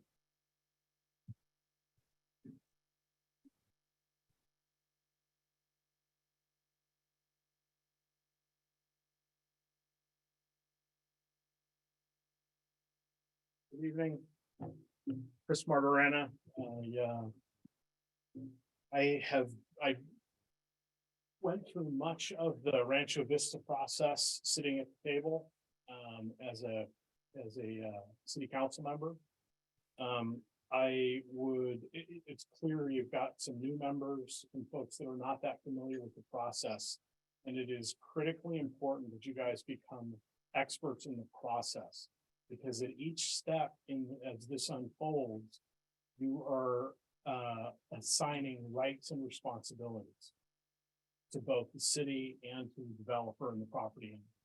So you need to be very careful. You need to understand very clearly the legal implications in each step as you go through this process.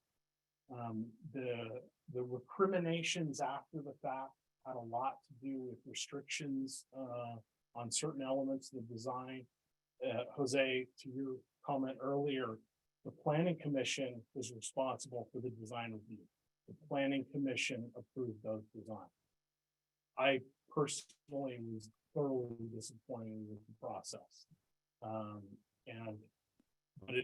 That's how it developed. So it is entirely in your hands as a commission. You've got to understand not just the annexation process, but the full process all the way through to the complete development. There's so many moving parts here. You need to understand what the city staff is doing as part of that process. One of the things that was mentioned was reviewing the capabilities of the water and sewer system. We obviously don't have the sewer capacity at this point. So how does that work? You know, we all know there's issues around that stuff. The other piece, well, I've got a variety of notes, sorry. The infrastructure is a big issue, but it's also something you guys have got to understand. You have 1 minute remaining. Thank you. You're welcome. Okay, so the sphere of influence, finally. Nobody understands what sphere of influence means. I'd be willing to bet that of the three of you, one of you might be able to explain what a sphere of influence is. And I think it is very premature, given the work that your committee is doing, to create and revise and revamp all of that related material to conduct an annexation before that's complete. Anyway, thank you. Thank you.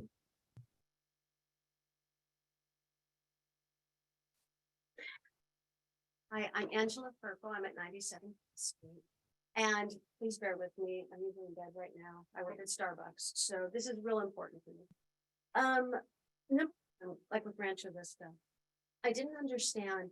I know we have plenty of water. The quality of that. is not very good, as we all know.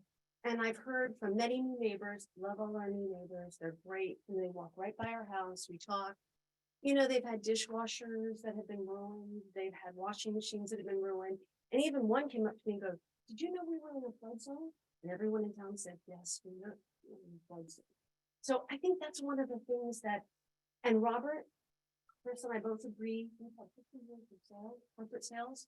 He is the best salesman we've ever met in our life, okay? He promised so much, even like the break from the hill. It's like, one thing I said to him, and it was kind of selfish on my part, I drive on Prescott Road on the way home, and I said, you know what? Selfish on my part, I think of our city as Yosemite. And I said, I just don't want to see new housing. And he said, don't worry, we're going to build big trees, plant big trees, and you won't see the houses.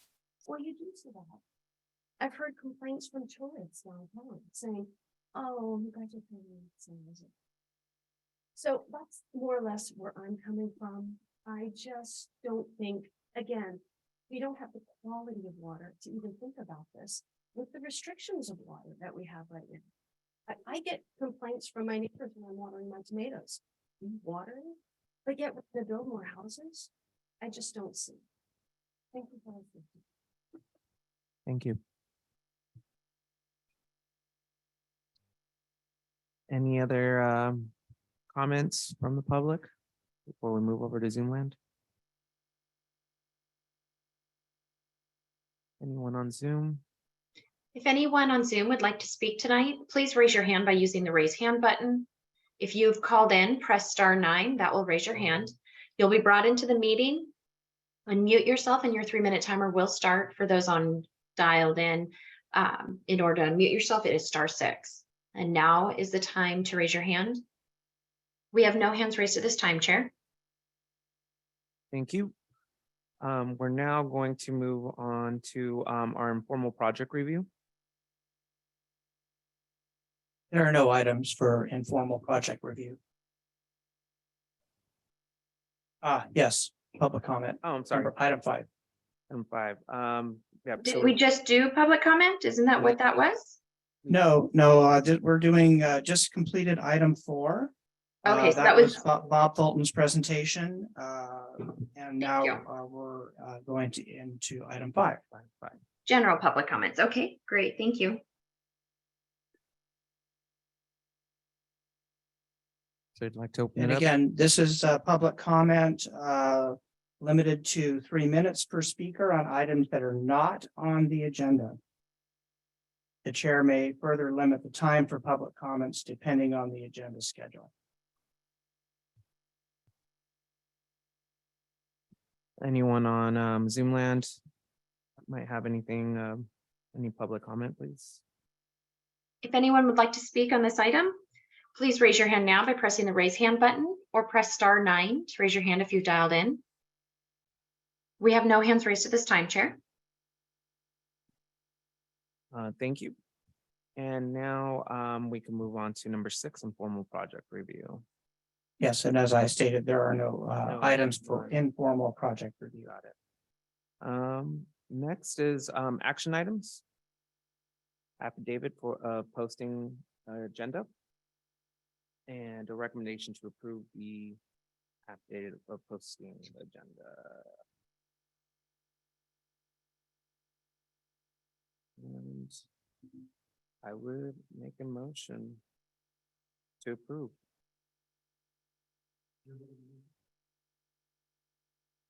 I'll second it.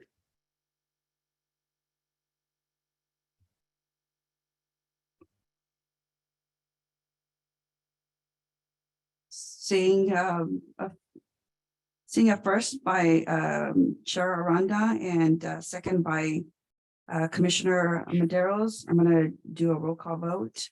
We need to, Commissioner, I'm sorry, we need to take public comment on these. This is not a consent agenda item.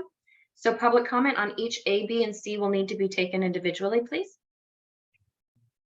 All right, let's make a public comment for the posting of the agenda. No, we don't. Yeah, no, you don't have to do that. You do for action items. So, and anyone in Zoom who would like to speak on this matter, please raise your hand by pressing the raise hand button or *9. We have no hands raised at this time, Chair. All right, and then we'll move on to B, to appoint the San Juan Bautista City Council Safety Subcommittee. We need I to take a do vote. roll. Yeah, I need to do a roll call vote. Ah. So, so Commissioner Aranda, Uh, this is on the affidavit of posting. yes, yes, for me. And then Commissioner Correa, Yes. Commissioner DeBreeze, Yes. Commissioner Maderos, Yes. and Commissioner Newkirk Smith. Yes.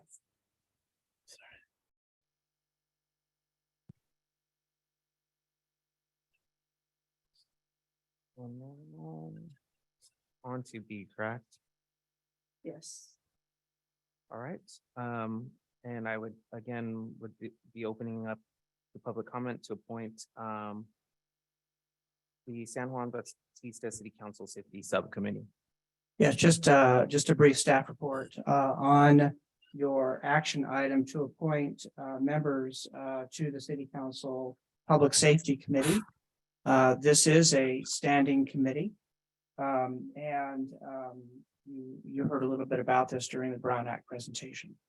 And so just the regular process of making a nomination and then appointing members. There is some brief summary of the role of the Planning Commission in terms of public safety. And many of the development projects that come before you have a public safety aspect. And there are other items with respect to policies and standards in the general plan that relate to public safety that you'll be addressing as part of the community plan, probably the zoning ordinance and other items that come before you in the policy context in addition to development. Thank you. Right. So, yeah, I would like to open it to public comments. Anyone on Zoom land in person? If anyone on Zoom would like to speak on this matter, please raise your hand. We have no hands raised at this time, Chair, on Zoom.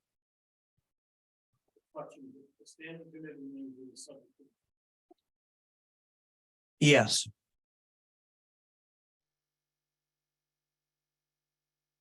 Anyone else?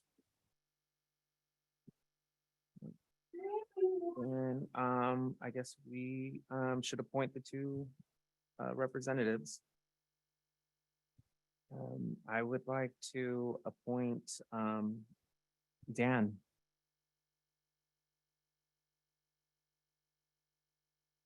I second it.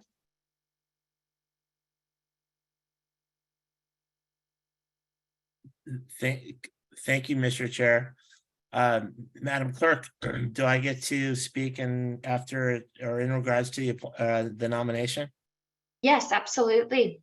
This is to the Safety Subcommittee, Mr. Chair. Correct. Well, even though I was on the San Juan Volunteer Fire Department for 10 years, I will have you all know, and dealt with safety a lot during that time. It's a topic near and dear to my heart. Something that's even more near and dear to my heart is the Urban Growth Boundary Committee that I started when I was on the city council. So if I had to choose between the two, I sure would like number 2 rather than number 1. Got it. All right, then. Michelle, would like to appoint you. If I could get a second motion. I'll second that.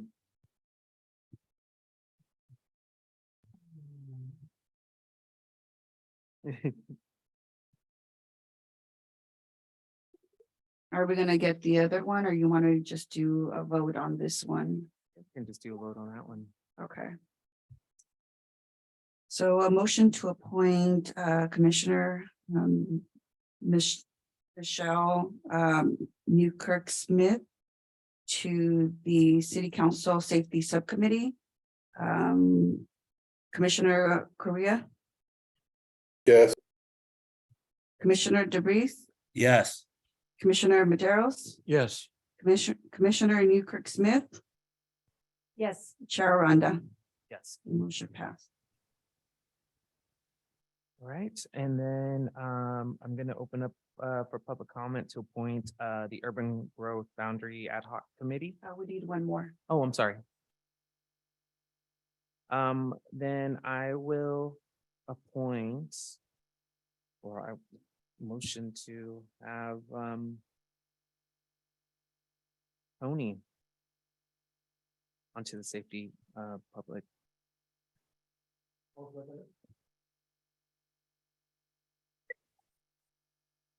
Commissioner Correa, are you okay with that? I would echo Dan's comments. If there's a choice between the two, I would much prefer to be on the sphere of influence urban growth boundary committee.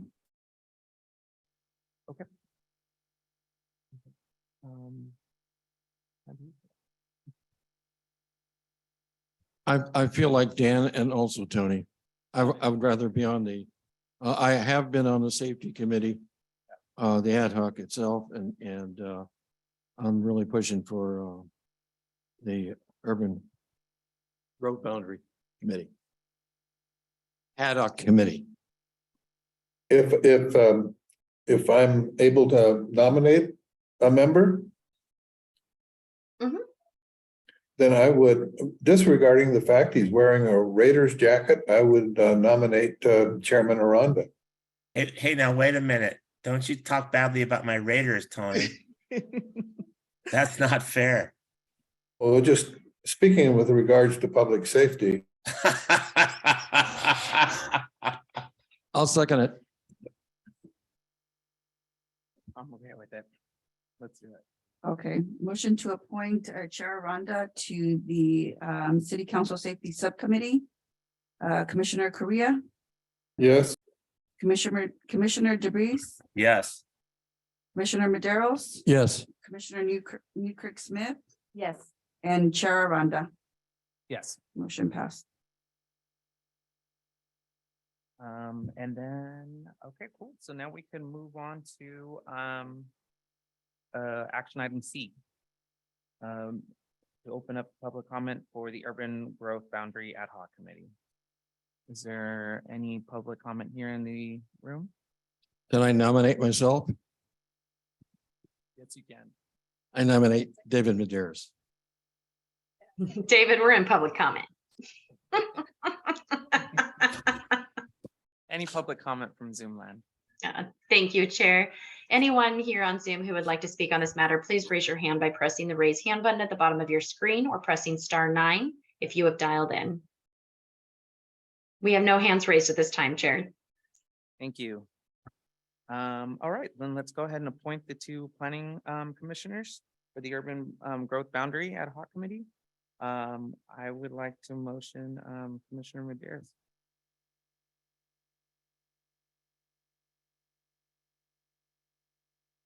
And I would also like to nominate Dan DeVries, Commissioner DeVries. Anyone want to second that motion? second,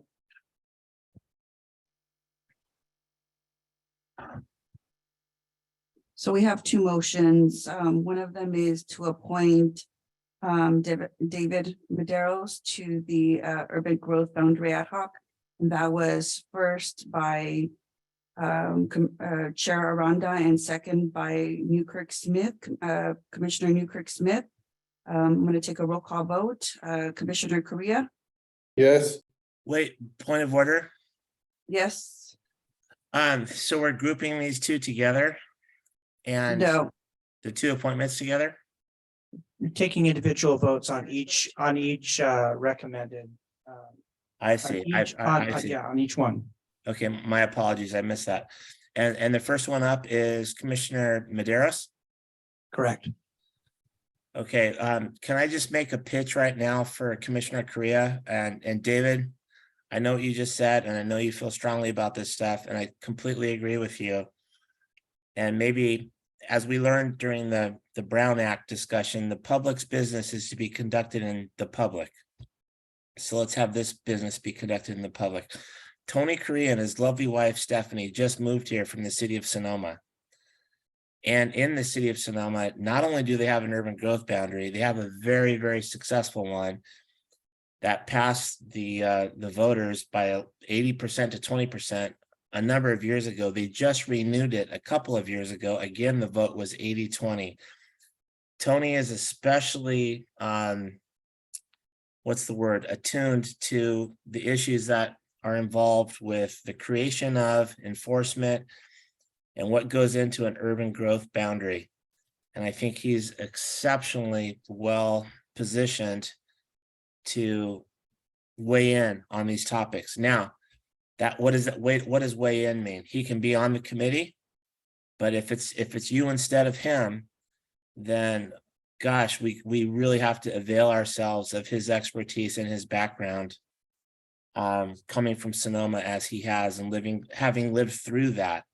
And he can tell us all stories about what that was like being in Sonoma while that community grappled with the same things that we are. So those were just my feelings for why Tony would be a really good candidate for the Urban Growth Boundary Committee.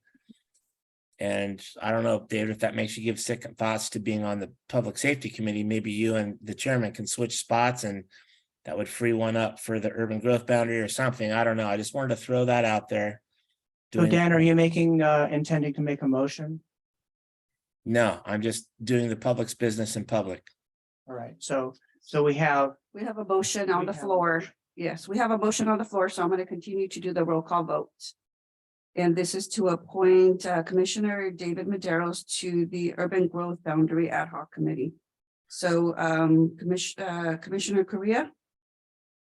I just, in the interest of full disclosure, also, I served on a sphere of influence committee for the city of Fresno long ago, and that was a miserable failure. We did very little good to inhibit the unfettered growth of the city and allowed all sorts of terrible things to happen. Having said that, I will vote yes on Commissioner Maderos. Commissioner DeBreeze? Yes. Commissioner Maderos? Yes.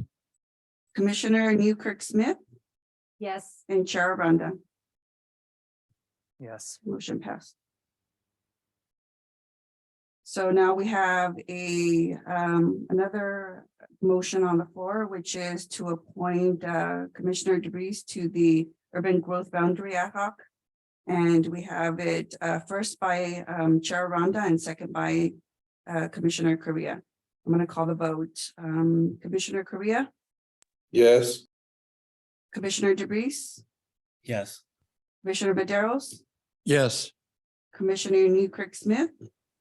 Yes. Chair Aranda? Yes. Motion passes.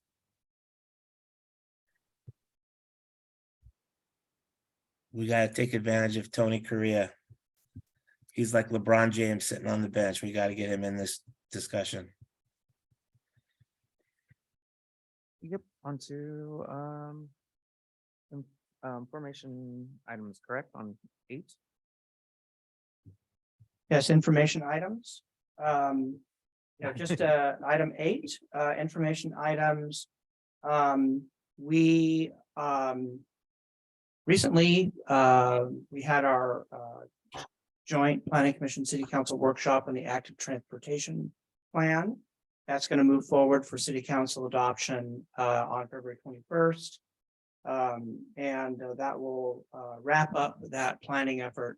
The other companion planning effort, which is the community plan, will begin to move forward under the auspices first of the Urban Growth Boundary Ad Hoc Committee, followed by, we don't have a specific schedule yet, although I can tell you that there is quite a bit of, what do you want to call it?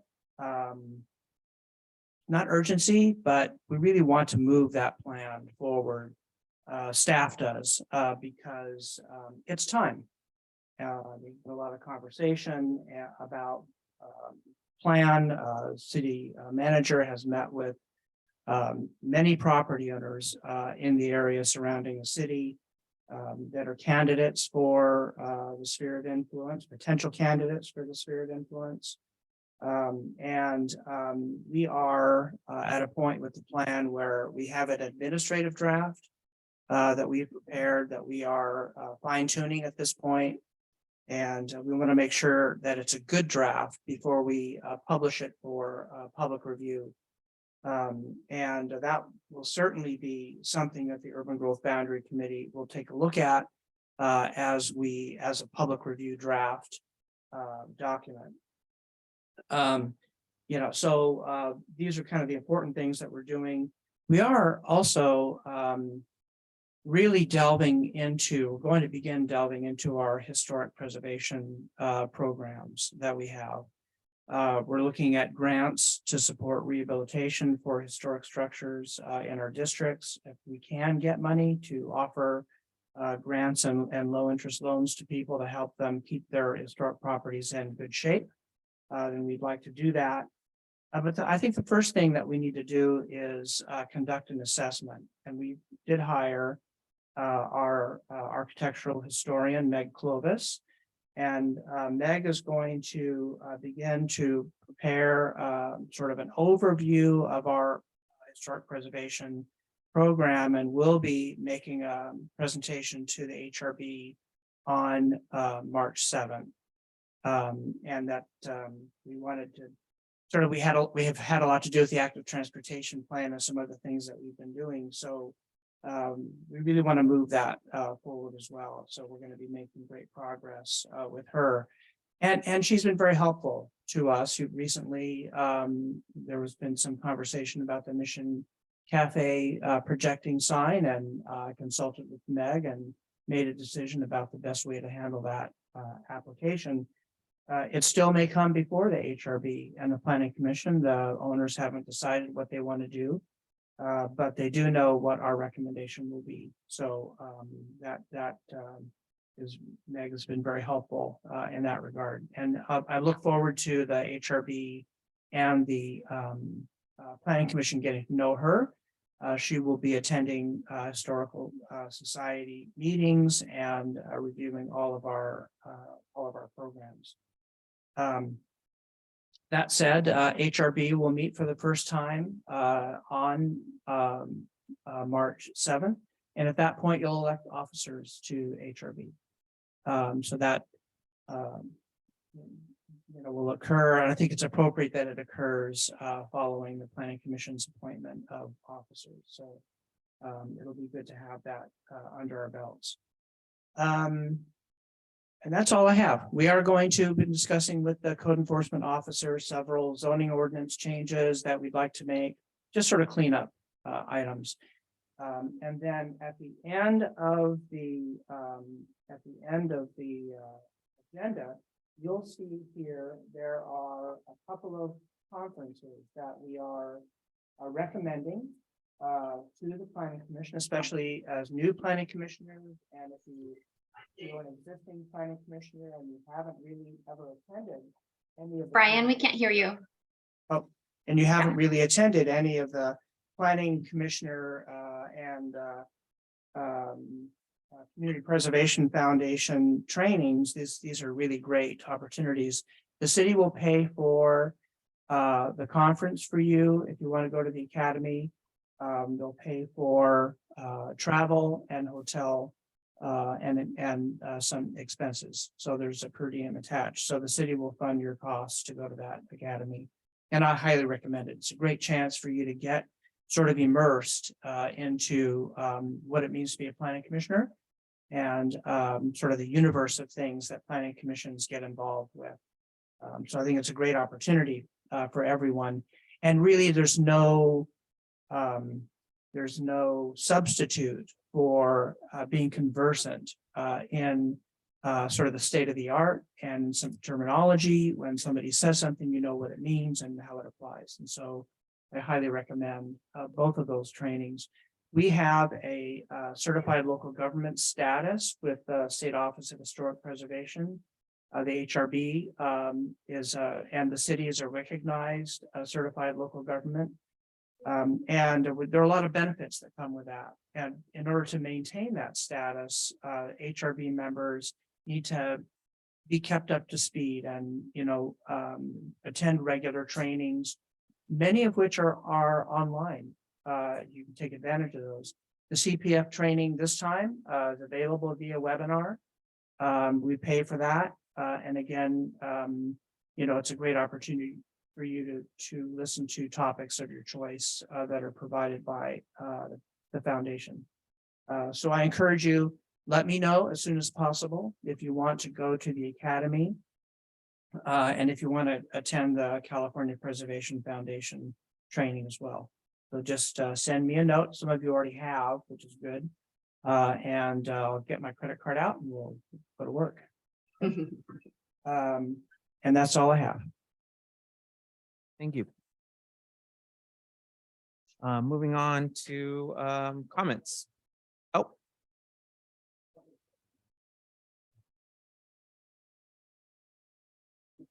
The information items or Yes. yeah, okay. The Urban Growth Boundary Committee is also subject to the Brown Act. That's an ad hoc committee. But who's on it? That committee is made up of an at-large member and two planning commissioners and 2 city council members, I believe. So It's believe it not said solely members of the legislative body, right. and so it's not solely the It's- legislative body. It's not a So Brown that Act would committee. make it subject to the Brown Act, I believe. I can clarify that. I unfortunately, I don't think the city attorney is here. My understanding is that ad hoc committee is not subject to Brown Act. Okay, Yeah. that does not jive with what I took away from the conversation earlier. That's why I asked. I also wondered if there was anywhere to look at their work product at this point. At the Urban Growth Boundaries And work the sphere- product. And the sphere of influence, yes. So at this time, Brian, if you can keep your comments going and then, I'm sorry, not Brian, speaker, and then the staff can respond to your inquiry. I just want to make sure you get your full 3 minutes and the inquiry problem. isn't interfering with that. So I understand. I do have you at 2 minutes. I'll bump I'll up cover- some more seconds for you. I'm all good, thank you. Oh, okay. Yeah, I can clarify that to the Urban Growth Boundary Committee. I'll talk to the city attorney about that and we will let everyone know whether the Urban Growth Boundary Committee is in fact a Brown Act committee. My understanding is that it's not. Anyway, we'll clarify that. The work product availability of the Urban Growth Boundary Committee, that will be a report to the city council. Okay, that is the city council ad hoc committee. Okay. Oh, and by the way, anybody can attend those meetings. You ask, and we tell you when they are. But I think it's important to get clarification on that, definitely. all right. So we'll open up to comments. Planning commissioners? Oh, can I just read one slide to answer that question? And an ad hoc committee consisting solely of less than a quorum of the legislative body is not a legislative body subject to the Brown Act.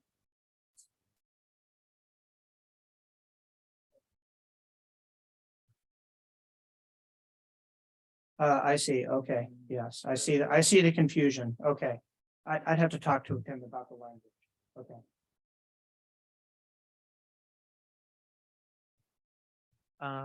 Chair, is this the time that I can open up public comment to Zoom? Yes. Thank you. If anyone on Zoom would like to comment, raise your hand now by pressing the raise hand button at the bottom of your screen. Thank you for the opportunity, Chair. We do not have any hands raised at this time. Thank you. And then moving on to community development director, any comments? Nope. Other than what I just went over with you. Nope. Anything on Zoom land? Yeah, I just want to congratulate everybody who got appointed to the commission. And good luck to everybody for this year. And all the public who joined us this evening. Thank them for coming. And thank you all. Be happy to work with you this year, all of you, with all the commissioners. If you need anything from me, don't hesitate to call. Thank you.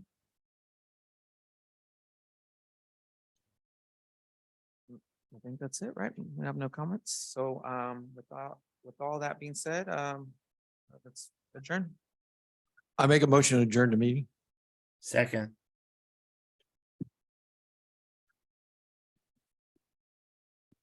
Commissioner Correa, Yes. Commissioner DeBreeze, yes. Commissioner Maderos, Yes. Commissioner Newkirk Smith, Yes. Chair Aranda, Yes. adjourned.